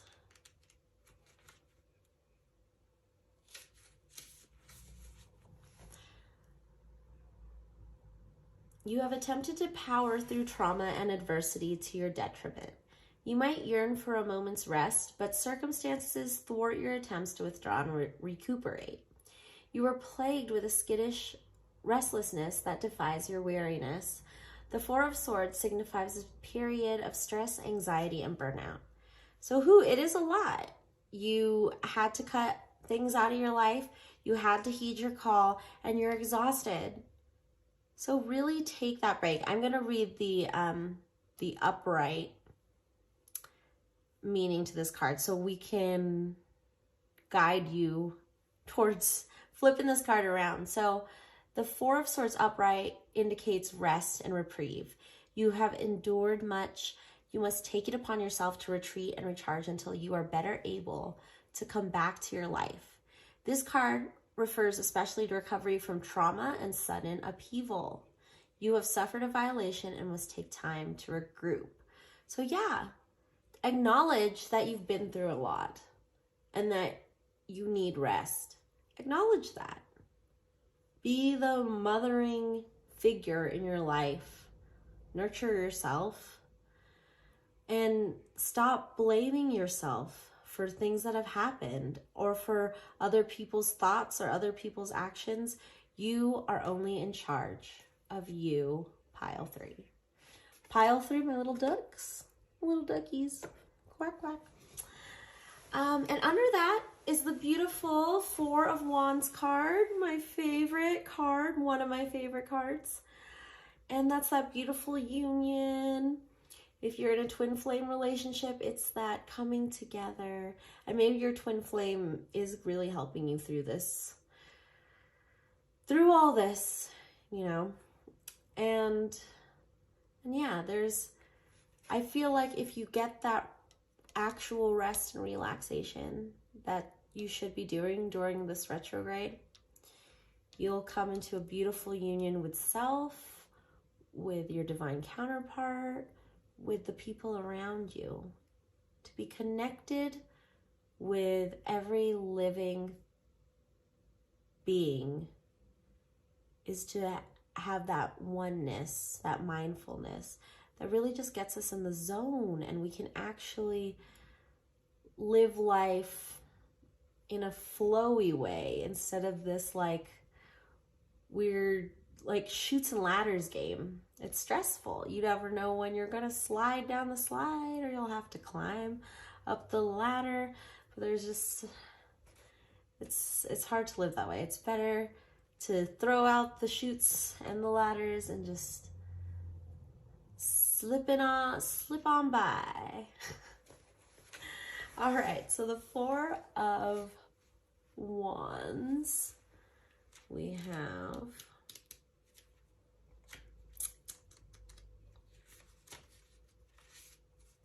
you have been working a great deal. There's a lot of cards that are saying you've been working a lot. Yes. Yes, universe, we got the message. Pile 3 has worked so hard and they need a break. Please give it to them. But pile 3, you have to allow the universe to give you what you want. Because if you feel like you don't deserve that rest, you're not going to get it. Not until you tell yourself, I do deserve this rest. I have been through a lot. And I need to turn off my phone. I need to take a nap. I need to do something that just makes me happy. Like when I was a kid and going out to get ice cream made me happy. Something. You might have to search far and wide, but we have a couple weeks in retrograde to do that. Do that inner hermit search. And then maybe someone's going to come out of the woodwork, someone from your past, who's going to trigger something, good or bad, but it will open your eyes to how you can fully flow. And again, throw out those chutes and ladders and just flow with life.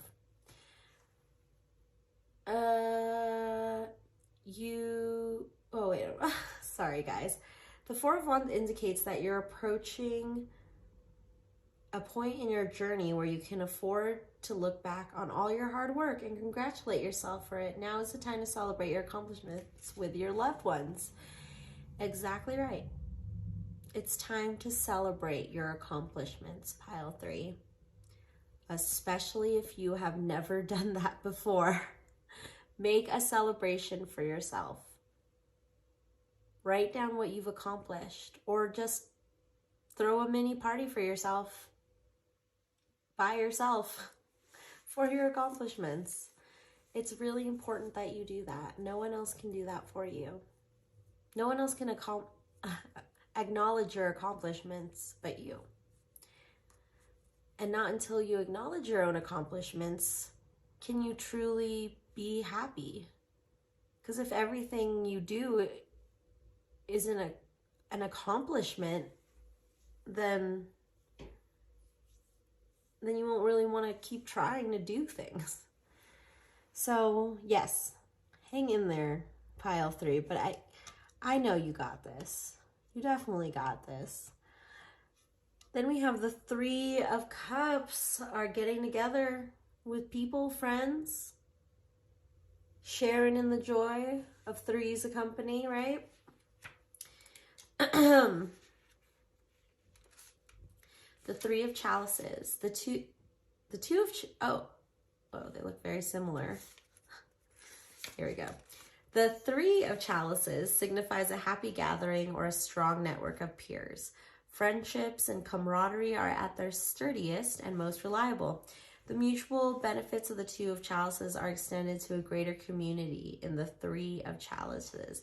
So this is your community, your family, people who have the like-mindedness of you, people who make you happy, or if it's going on to your social media platform and seeking out those people there.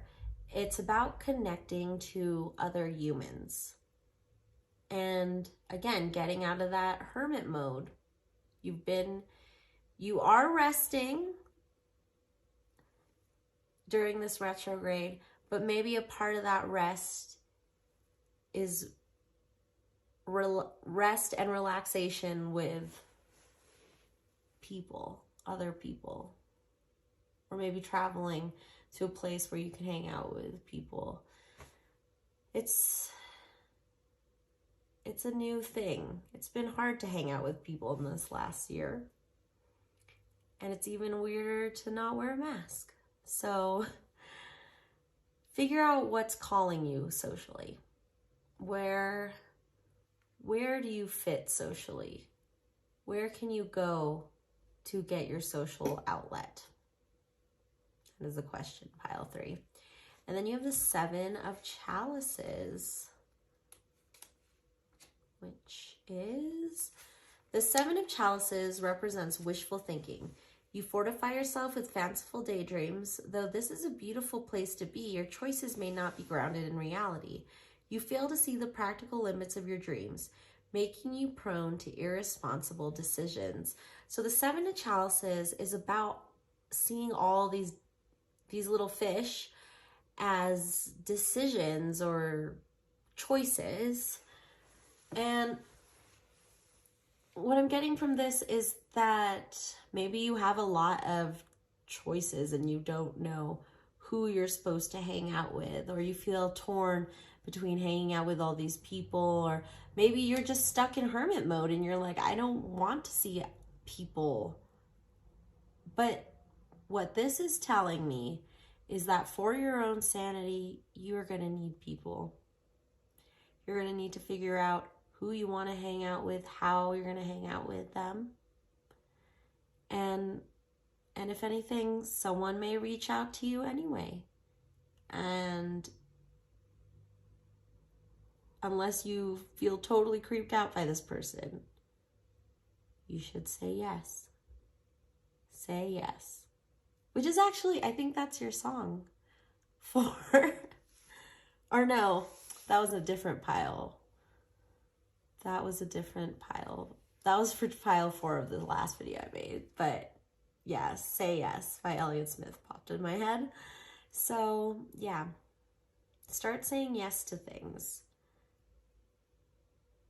So I feel like I'm telling you 2 different things. I'm like, go to sleep, relax, but I mean like relax in the way that like people go on a cruise and they're not just sleeping the whole time. They're doing things. They're going, going to the water slide, they're going to the karaoke, they're going to the buffet. You just trying new things, and that's how you get your rest and your relaxation, your R&R, pile 3.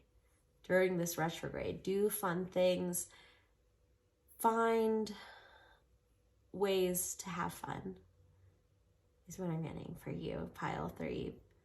Because you're going to be thinking about your past and trying to recuperate, but just, I think the people will find you. You have the 3 of Cups right here. People are going to come towards you, come towards this light, this yellow heart. Whew. So then we have the Knight of Cups in reverse. Someone has lost control of their emotions. The Knight warns a lack of self-reflection and being prone to moodiness and jealousy. He also refers to something that was initially very appealing, but later turns out to be a ruse. The Knight in reverse is a reality check. A veil of wishful delusion might be lifting, leaving cold disappointment and a much harsher truth. It is a reminder to watch your moody tendencies and be practical when you do not get exactly what you want. So it's from this part here. So how I'm viewing this Mercury retrograde reading is that this is your beginning, and then this is your closing of the retrograde. And yes, you were hurt by having to cut things out of your life. It's grief. You were at one point attached to these things, and you found, yes, I have to let go now. And that's painful. And so that opens up so many of these doors. And finally, you're back here again, thinking of the pain that you felt before. So it's scary to take risks, especially if your risk is trying to get out and be social and find friends and a network. It will weigh on you. Of course it will. But underneath, we have the 6 of Chalices. You are confronted with a moment of nostalgia. Memories of past joys strengthen your resolve and warm your heart. Old connections may be renewed and forgotten fondnesses rekindled. You remember the moments before your ambitions made it difficult to appreciate what you have. Exactly. Before this card, you were in a situation that needed trimming, that needed things taken out of your life. And then you did that. And now you're ready for your next mission. You're seeing it. You're growing your garden. And there's just so much ahead of you. So go back and think of the times before all this. And think of how far you've come. And again, then there you go. Accomplishment party accomplished. So yes, I really want you guys, pile 3, to acknowledge your accomplishments. And yeah, possibly be prepared for someone to come back in your life. And I think also this person can also help your self-esteem. Just understanding this person who's coming in your life to acknowledge you is an accomplishment. It's like, wow, hey, this person's reaching out for me. I haven't talked to them in a while, but here they are, and that's great. Existence acknowledged. Okay, so now, oh yeah, let's get, put those cards. Well, we're going to read from Lucy Cavendish's book, The Fairy Tale Oracle, and we're going to see what fairy tale is going to be guiding you, my lovely number 3s, for this retrograde. All right, here we go. What fairy tale does pile number 3 have to guide them during this retrograde? Okay.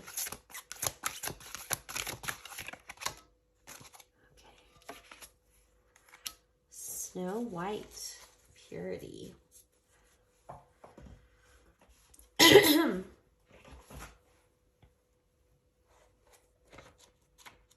Number 1. While the queen was sewing and looking out the window at the snow, she pricked her finger with the needle, and 3 drops of blood fell upon the snow. And the red looked pretty upon the white snow, and she thought to herself, would that I had a child with a skin as white as snow, lips as red as blood, and hair as black as ebony. Mirror, mirror on the wall, who is the fairest of them all?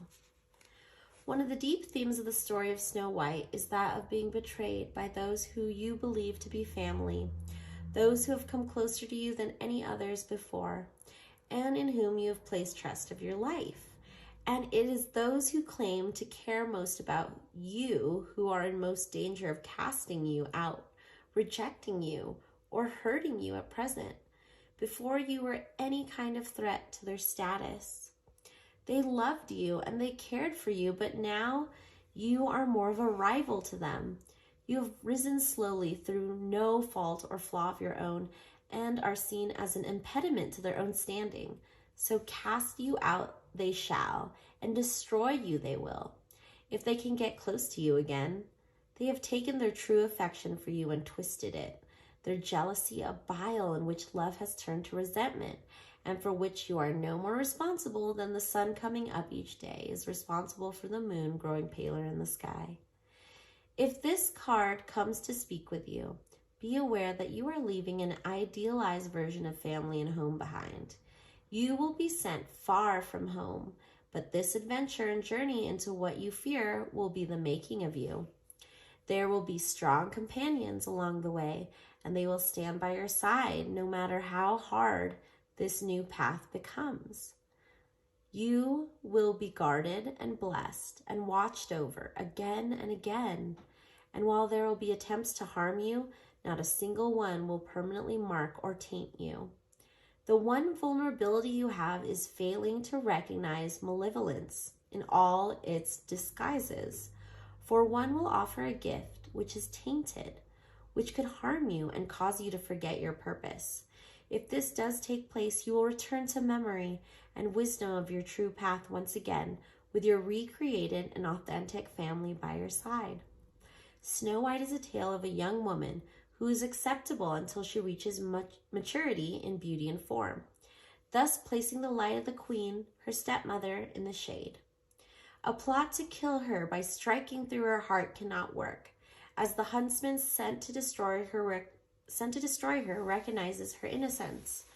Above all, we are left with a sense of uncorrupted innocence, even when wisdom is gained through all the trials of her test within the enchanted forest.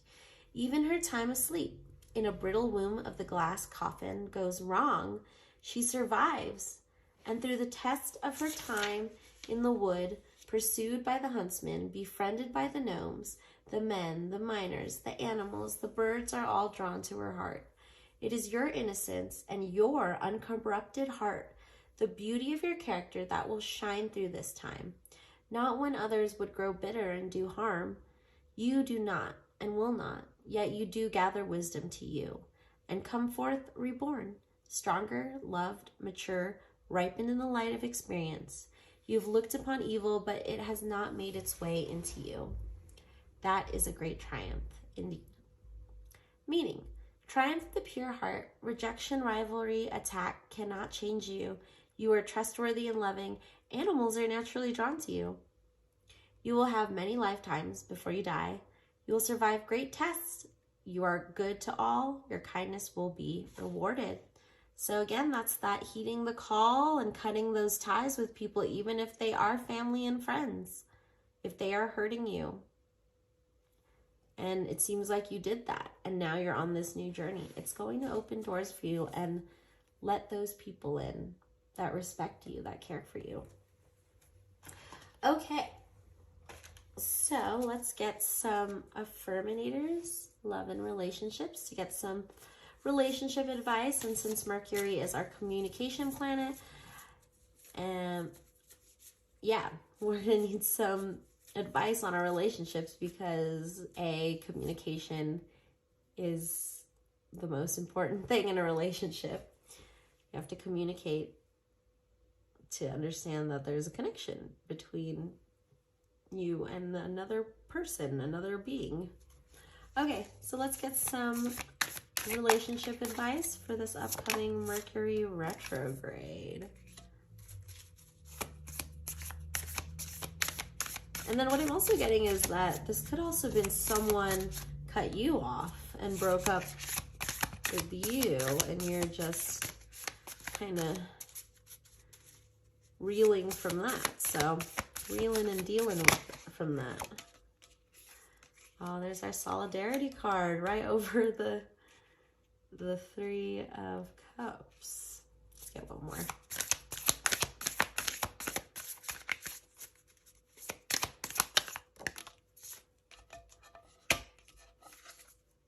Oh, two. Okay.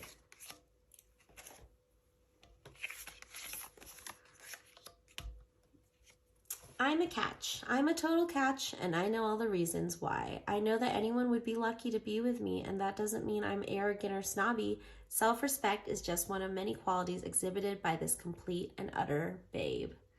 Yay! Accomplishment party. There you go. So you can transform from that caterpillar into butterfly. Benefit of the doubt. I believe in the basic goodness of other people, and I give them the chance to show it. If they prove me wrong, that's on them. At least I can go to sleep knowing that I practice trust and forgiveness rather than fear and doubt. And later on, if I need to, I can always change my mind and retroactively judge them like it's my career.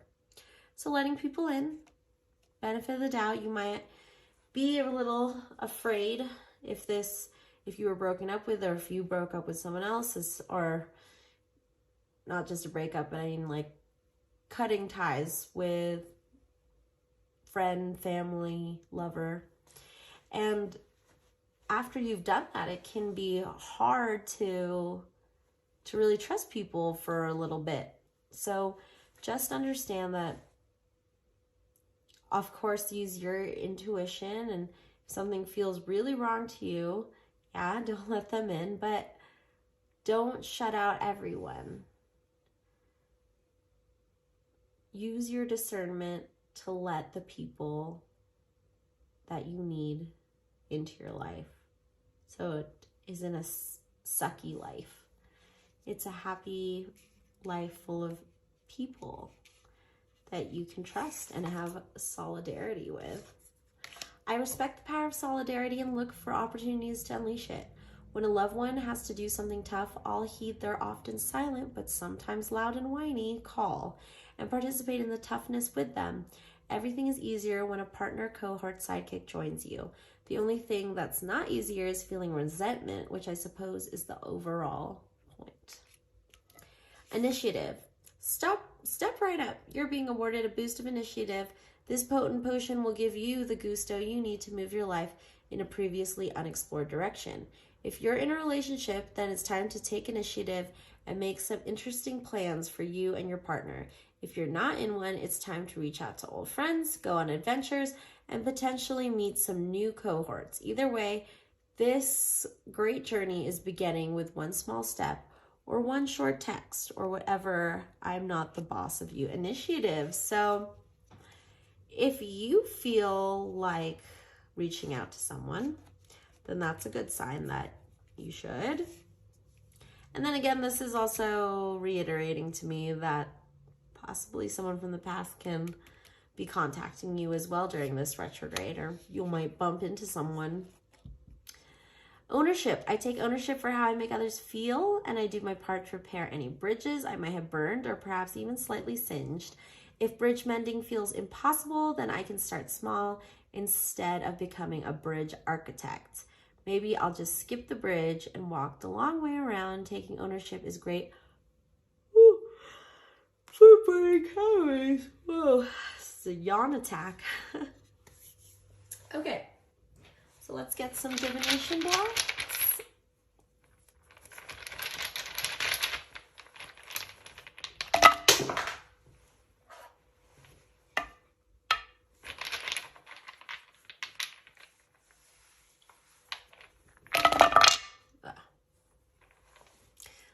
got the goldfishies again. See, there's all these goldfishes here. And then this goldfish. So this is funny because these two animals are like my memory cards. This one's for like long-term memory, and this one's for short-term memory. The fish. So yeah, I think you're going to be going back and forth from like being nostalgic about the past, thinking about the present. Your thoughts are going to be going, you know, during this retrograde. So meditation, very helpful for just practicing watching those thoughts go in front of you, just like you're just sitting on a park bench and you're watching the clouds go by. So you're not like each like little puff of cloud isn't like, oh my gosh, like look at that cloud. Because that's what we do with our thoughts. Our thoughts come in like, oh wow, yeah, that's overwhelming. And then another thought comes in. So we're practicing watching our thoughts like clouds and just not reacting to them, being like, oh, there it goes, okay. And just, yeah, just as if you were cloud watching, but it's thought watching. And the ladybug here, I feel like this is a fresh start. Ladybugs usually come in the spring, and then I see them popping up, yeah, when it stops being cold, and like, where have you all been before? And so, yeah, a fresh start for you guys. But before you start this fresh start, look back. A, for your accomplishments. B, for what you can change. What mistakes have you learned from in your past as well? That could also be another part of your accomplishments party, is looking at what you've learned through your mistakes. Mistakes aren't failures, they're just learning lessons. So then for numbers, you got a 1 and a 0, or that could be an O too. But that's all the numbers you got. But yeah, look at this 1. You got 1 here, 1 here. So that purity, or what I'm getting is starting from square 1. And then you got an A, air, Airbnb, W, X, and E. And then finally, let's get some charms for you,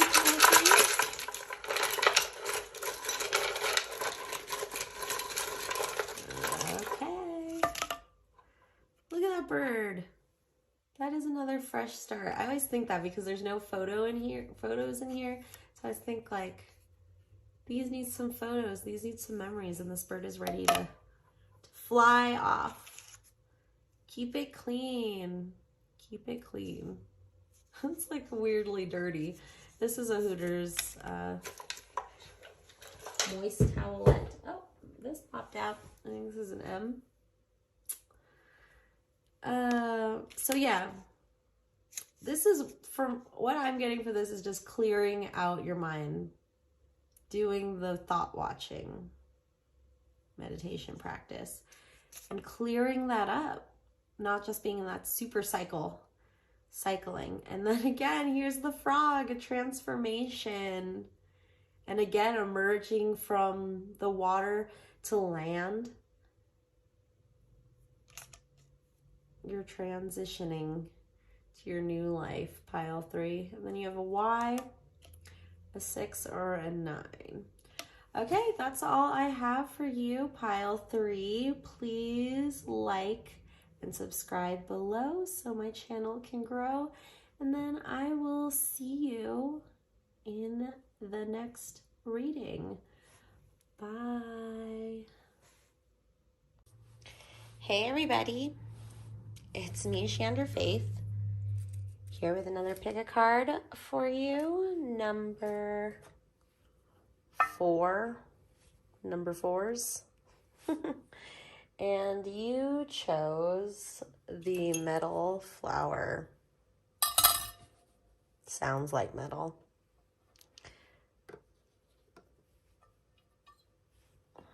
heavy metal flower. Ooh, yeah, metal guru, is it you?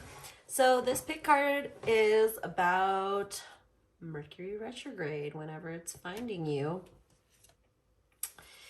So let's see what this next retrograde has in store for you, pile 4.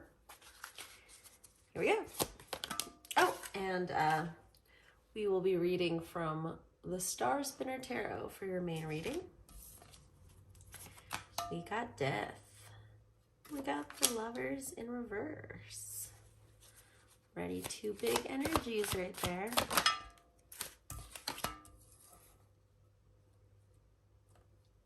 The 3 of Swords. It's going to be a heart reading, matters of the heart.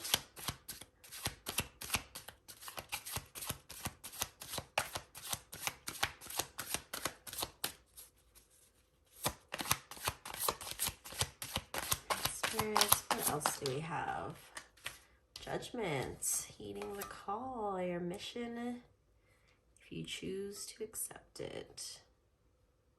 Okay, and then the last one, the 10 of Swords, big changes. Look at that. How I am reading this spread is this is the beginning and then the end of your retrograde. So it seems like you come full circle. You have death. It's like my death to death cards. You're going to go through something. Something's happening, pile 4. Okay, let's clarify the death card, please. Spirits. 4 of Swords, that rest, recuperation. Because something did just change. Another sleepy bed. They look like sisters. Just both going through the same thing. Okay, and then let's clarify the 3 of Swords in reverse. Wow, you have a lot of swords, pile 4, so air signs might be important to you. And maybe just your thoughts are just getting in the way of things is what I'm getting. So this retrograde is a time to put those thoughts on the back burner. Don't act on them. I know you can't stop them from coming in, but it's not a good time to act during retrograde because there's a lot of miscommunication. So action is a little trickier to deal with. So what's this Judgment card about? What is this Judgment card about? Ah, the 9 of Wands. Look at that. This poor guy's like a black eye, but he's gone through it. You've gone through it. And it's all coming to light. Releasing it and just being aware of what you've gone through. Finally, the 10 of Cups. Whoa. There is some beautiful emotional change that will come out of that stabbed turkey right there. And then finally, your overall energy for this retrograde is the 3 of Coins. It's going to work. It's going to work out. Yay, pile 4s. Okay, so 3 of Coins for your overall energy is your collaborative relationships are in a very good place. The 3 of Coins indicates that your work environment is healthy and that you are in harmony with your colleagues. Everyone's input and respective fields of expertise are valued. This bodes well for the implementation of fresh projects and the pursuit of new opportunities. Together, you have the chance to make your wishes in material reality. So that's great, especially if you've gone through a lot and maybe, yeah, dealing with all these thoughts that are stabbing you. And how do we, I'm seeing like weeding a garden of swords. So how do you get the weeds out without cutting yourself? And there's just so much going on. I just can't, like the amount of things, of wands in just one card, and then all these swords. Then you got 10 cups. It's like, wow.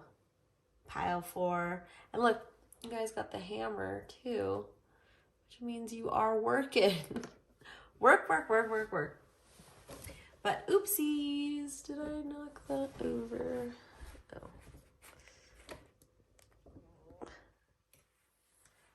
Okay. Hopefully it'll be okay.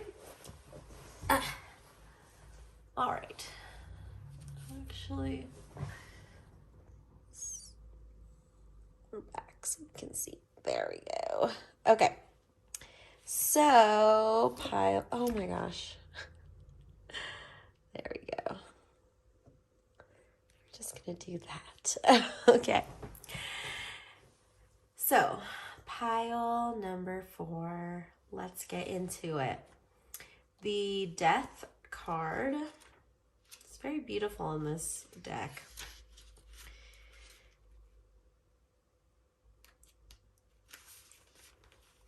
The Death card portends change. Nyx holds her child, Thanatos, gently beckoning souls into the next life. Though it may initially read as a bad omen, death simply refers to cycles of change in a broader sense. When an era comes to a close, a new one springs up at its heels. The figure of death in this case signifies satisfactory closure and completion. So you've completed the cycle. Pile number 4s. You're holding that baby, if it's a literal baby or a new path in life, you're welcoming it, but things had to die off metaphorically for it to happen. But it's all for the better. 4 of Swords. You have attempted to power through oh, that's reverse. The 4 of Swords indicates rest and reprieve. You have endured much, and you must take it upon yourself to retreat and recharge until you are better able to come back to your life. This card refers especially to recovery from trauma and sudden upheaval. You have suffered a violation and must take time to regroup. Trauma and sudden upheaval, here we go. But you're taking it in, being like, okay, this could actually mean, and could also possibly mean a death that you had to go through, grieve. But this could also mean a relationship could have died, or severing those ties. But I don't see the swords in here, so it's more like something died off instead of you cutting it off or they cutting it off. It's like, yeah, something just died. And you need to rest from that. It's like, when someone tells, you receive the news of someone significant to you dying, it puts you in a little bit of a shock, and you need to be put into this glass coffin and just rest and relax, get some R&R, because you've been hit with a heavy blow with heavy information. And yeah, it could have triggered a lot of this like work mentality that you have, pile 4, and that, hey, if I keep busy with my work, I don't have to deal with this grief. But you have to deal with grief. Grief doesn't just go away by ignoring it. It gets worse. And the pain gets worse. And the whole point of you ignoring the grief was so you wouldn't feel the pain, but you're actually making the pain worse. So let's try not to do that, pile 4. Let's relax, and let's let in this death, whatever that may mean to you. And yeah, get some sleep. Just get some rest. It's really important for you. If you need to like nap for half the retrograde, please find a way to. Hopefully, I pray that you will be able to find that rest and relaxation, because it's well deserved, pile 4. Then we have the Lovers in reverse, which means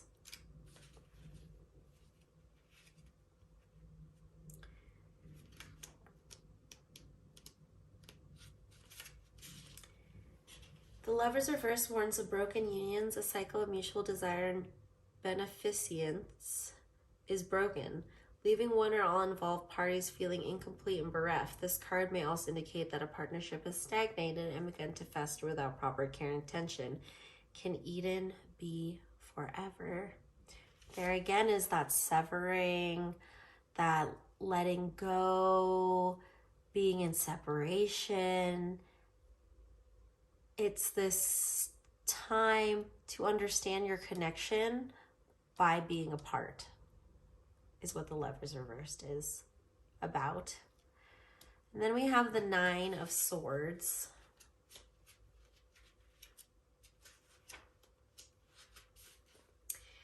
The Nine of Swords calls attention to your deepest fears and your reoccurring nightmares. Everything feels pointless. Even though you have all but given up, you continue to fret and worry over everything. This might be a sign that there is still some fight left in you, but for the moment, there is little to be done. You are overwhelmed with a looming sense of regret. You must find and confront those things that haunt you. Yeah, so figuring out, how do you face that demon that's on top of your chest? How do you face those thoughts that surround you at night, keep you up at night? It's because you are grieving. And this is your grief. The more you ignore, repress it, it will come haunt you. So I would say look into grief counseling. Learn about the definition of grief. My favorite definition of grief is it's when love doesn't have a place to go. So feeling that, oh, my loved one has died, where is my love for them going to go? And it feels like it's not connecting. But we're always connected, because that's what consciousness is connecting people who are living, people who are dead. And if this is grieving just a situation as well, then also put that love into yourself. If grieving is love with no place to go, then turn it around for yourself. But I would say look up, help with grieving. Look up the word grief. Something will guide you to it. But grief just seems like such a big word for you, pile 4. So continue on that journey of making friends with grief. That's what I'd like to say about that. Then we have the Three of Swords reversed. The Three of Swords warns of being confronted with the aftermath of loss or heartbreak. You may find yourself stuck in a rut, futilely attempting to recover from an emotional blow. It is a reminder to let yourself experience pain and grief. Oh my gosh. See? Grief. Here it is. Grief. There it is. Pile 4s. I know. You guys just want to take up the hammer and just, I need to go out into the shed and work. But no. You need to work on your relationship with grief. It just keeps coming up. If you are in the midst of turmoil, you might benefit from making an effort to keep the peace. So keeping the peace isn't ignoring everything, going out to the shed and working on your projects instead of talking to people or understanding what you can do about this grief that is in your heart. With it reversed, it's stuck. These swords are stuck in there and you need them out, or you don't want to pull them out because you're afraid, because you've been used to these swords in your heart. And it would be different, even if it was better. If you fear change, nothing is better if it changes. No one can convince you if change is the worst thing for you. But change can be good. That's what you got to remind yourself. Change is not always bad. the wheel is turning all the time.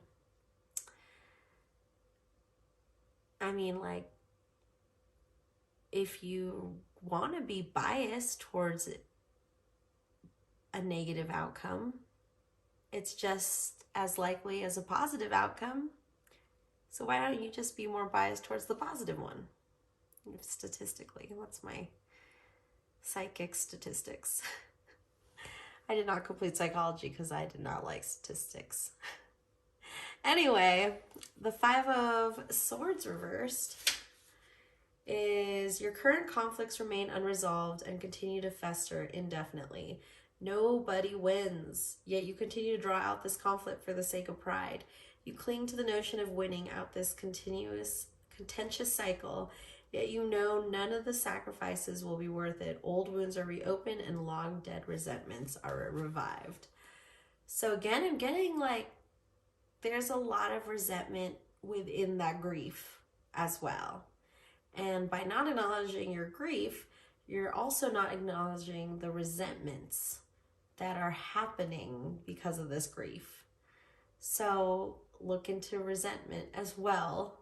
I would say that the 2 emotions that are affecting you is of course grief, and then what was it? Oh my God. Resentment, yeah. Resentments. And Mercury Retrograde has a good way of uncovering things that we've buried, right? If you bury your grief, you bury your resentment. Mercury Retrograde will reverse the winds and blow all the dust off, and you'll be like, oh, there it is. There's my resentment and grief that I haven't dealt with. It just hit me in the eye, like this guy with the black eye. So then we have Judgment, 20. Judgment represents strength of character. Your journey has been long and difficult, and you've risen to the occasion of every challenge. You are ready to look back on your journey and assess your triumphs and failures. Judgment heralds a spiritual awakening. As one part of your journey comes to a close, a higher purpose calls to you. Heed that call. Here we go. Look at your journey. You're going through your thoughts, these thoughts of heartbreak and grief and resentment. And suddenly, there is a calling. You finally are, letting the dust blow off of resentment and grief and working with it. Working with resentment and grief till you uncover the calling that is going to get you to that 10 of Cups, that completion. So this card's clarified by the 9 of Wands.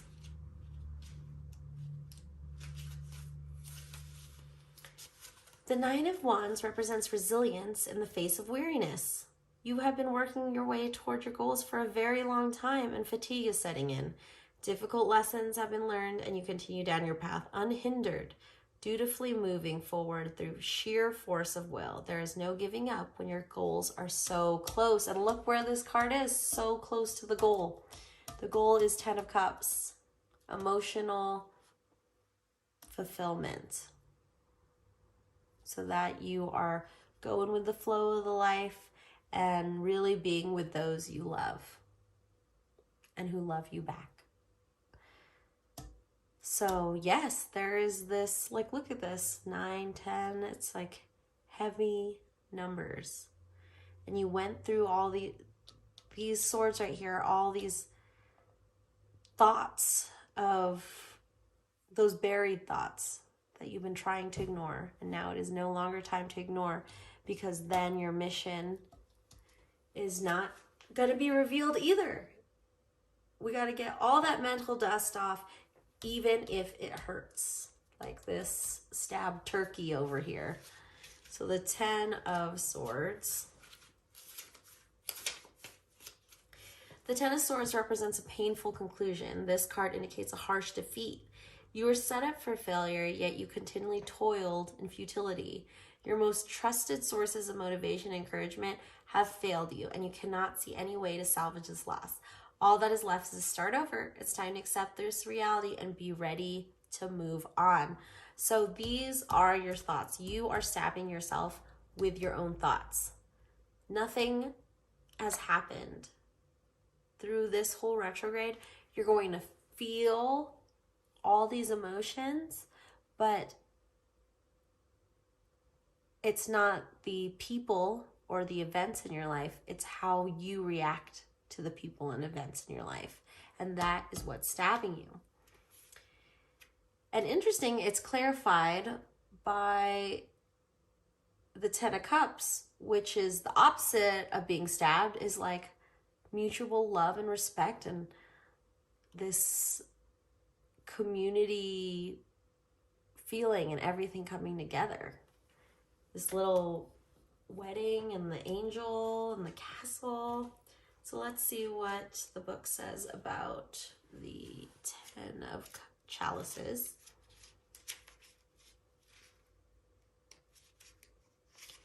There's finally an overarching sense of harmony in your life. Though the journey has been long, you have materialized your hopes and desires in ways you may not have expected. You may not have gotten everything that you wanted, but you have found love and fulfillment in the relationships you have built along the way. So you get there. You still get to the happy ending card because you really work towards it. And you are a worker. Just a worker in the physical world when you need to be working on the mental world. So retrograde's a good time to do that. To put down the projects and get working on your inner work so that after the retrograde, you can move forward and your projects will be the best quality you can put out there because you've dealt with the inner turmoil. Okay, so now we're going to, where did I put that? Well, we're going to read from the Fairy Tale Oracle and see what fairy tale will be guiding you for this retrograde. Pile number 4. So let's see. What do we got here, pile 4?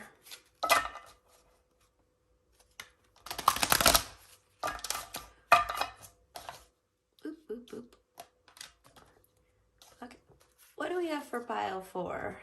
What fairy tale do we have for pile 4? Nixie of Mill Pond. And that's funny because this is the Nyx, who's the mother of Thanatos. So a Nyx to me is like a, I don't know, like a spirit that makes you, like, I think it just, yeah, it controls change, these changes.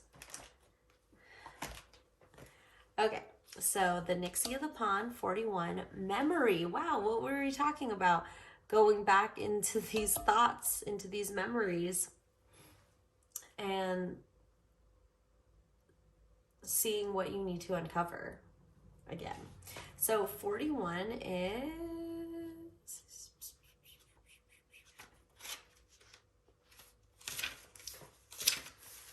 41, the Nixie of Mill Pond, memory. Crying and wringing her hands, she called her beloved by name, but to no avail. She hurried across to the other side of the mill pond and called him anew. She cursed the Nixie with harsh words, but no answer followed. The surface of the water remained calm. Only the moon's half face stared steadily back up at her. This is a tale that warns us more than once of what we must be wary of. First, we must be wary of giving our promises without knowing to whom we give our word, and what it is we have given up. And secondly, when we try to avoid the keeping of our word, pain is the result, perhaps as a consequence of being out of integrity. This is a tale of a man who gives his word to a Nixie, and then upon realizing he has promised her his newborn son, takes pains to keep his son from her. He warns his son never to go near water, never to feel, never to remember, never to truly love, metaphysically. But this prohibition from the magic of water and feelings, memory, psyche cannot be maintained. As it happens in all these tales, there is no avoiding the keeping of our word in one form or another. Even so, there is so much hope within the tale, for the miller's son, although enchanted and blinded to his true love by his encounters with the magic of the Nixie, finally is able to recognize his true self and his true love with the help of good magic, the magic that increases and sustains love, music that recalls memory and allows the lovers within the tale to see each other once more. When you receive this card, you're being given a very clear message that you cannot avoid an emotional situation, nor can you have complete control over your own feelings. It is necessary to face whatever emotional situation you're seeking to avoid,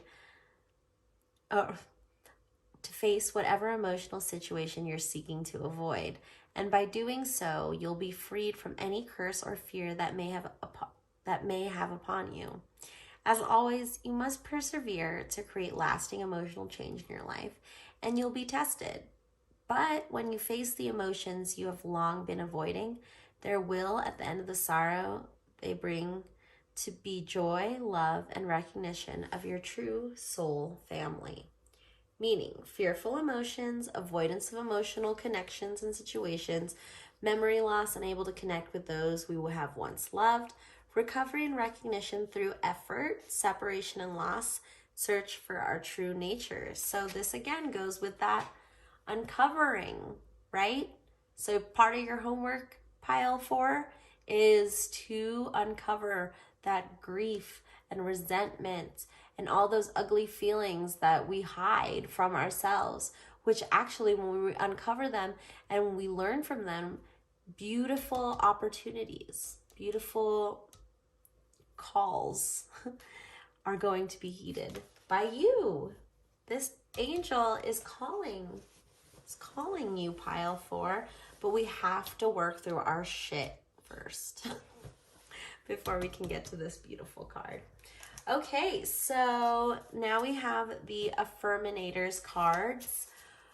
So just seeing how you can navigate through this retrograde, since Mercury retrograde is all about communication. So it's great to get a relationship advice at this time so we know how to communicate with people.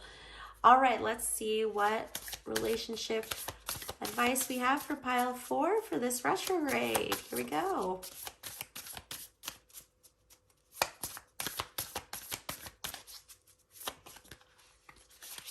I think it needs a little shuffle. Sometimes my cards need a little refresher. Okay, here we go. Pile number 4. What do we got here? Oop. Perfect match.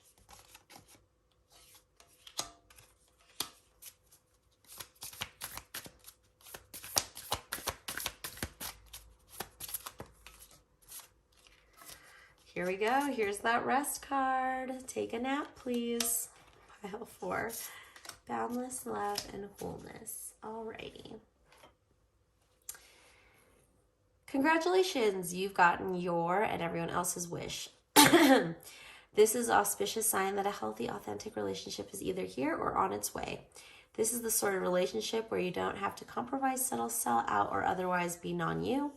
This is a relationship anchored in truth and love that neither party will have to hide their farts from. Smells like a special duo.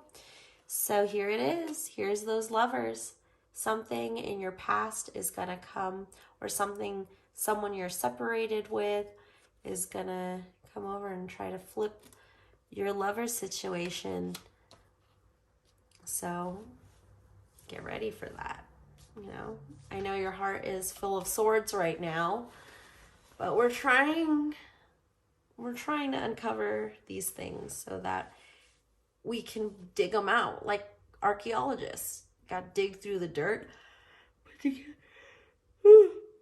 just bulldoze through it, or you'll break all the bones, or you won't find what you're looking for. So we're gonna gently excavate these scary feelings that we're feeling. And the best ways to start doing that is to rest first. We gotta rest our mind before we deal with intense emotions that we've been hiding for some of us for many years. I take a step away from my stress, and then a deep breath, and then a crankiness killing nap. When I get the rest I need, I instantly become a better version of myself, able to navigate complex relationships in a single bound. When I don't, I'm not, which means I shouldn't, but I try to, and then we can't, and it doesn't, but I did, so it wasn't. Ugh. Good night. Please get some rest. Okay, we got 2 cards of rest here. Well, this one's not resting, but once you get the things that haunt you off your chest, then it'll be time to rest. Okay. Boundless love. Today I'll open my eyes a little wider and walk a little taller, noticing that the world around me is filled with tiny miracles. With this in mind, it's easy to fall in love over and over again, with everything from honeybees to neon signs. And while I'm feeling this inspired and this in love, everything else sort of falls into place. So yes, as we are uncovering this grief and resentment, we are creating space for boundless love. Because if we're shutting ourselves off from those scary emotions, we're also shutting ourselves off from boundless love. Wholeness. I am complete, whole, and filled with love. I have everything I need. If I ask or look for more, I'm ignoring the love and gifts that are already in my life. Instead, I'll be grateful and acknowledge that anything else would be extra icing on life's cake. FYI, to whoever's listening, extra icing is totally welcome, as it's obviously the most delicious part. Duh. So with your boundless love, your rest, and connecting with that perfect match, boom, equals a whole you. And we can get through this. We can get through all those yucky emotions you didn't want to deal with, but now have to, because there's great potential for emotional wholeness for you, pile 4. So yeah, looking in on those emotions that you have been running away from, gotta run towards it. So retrograde will uncover that. Oh, let's do our divination blocks.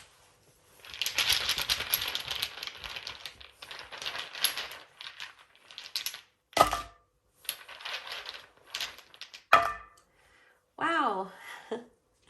So all we got is this dove, and what I'm getting is that Holy Spirit on fire. The Holy Spirit is represented by a dove on fire in your heart. And to set this dove on fire, or to even find it, is again by uncovering this. I feel like what I'm seeing is this dove covered in dirt.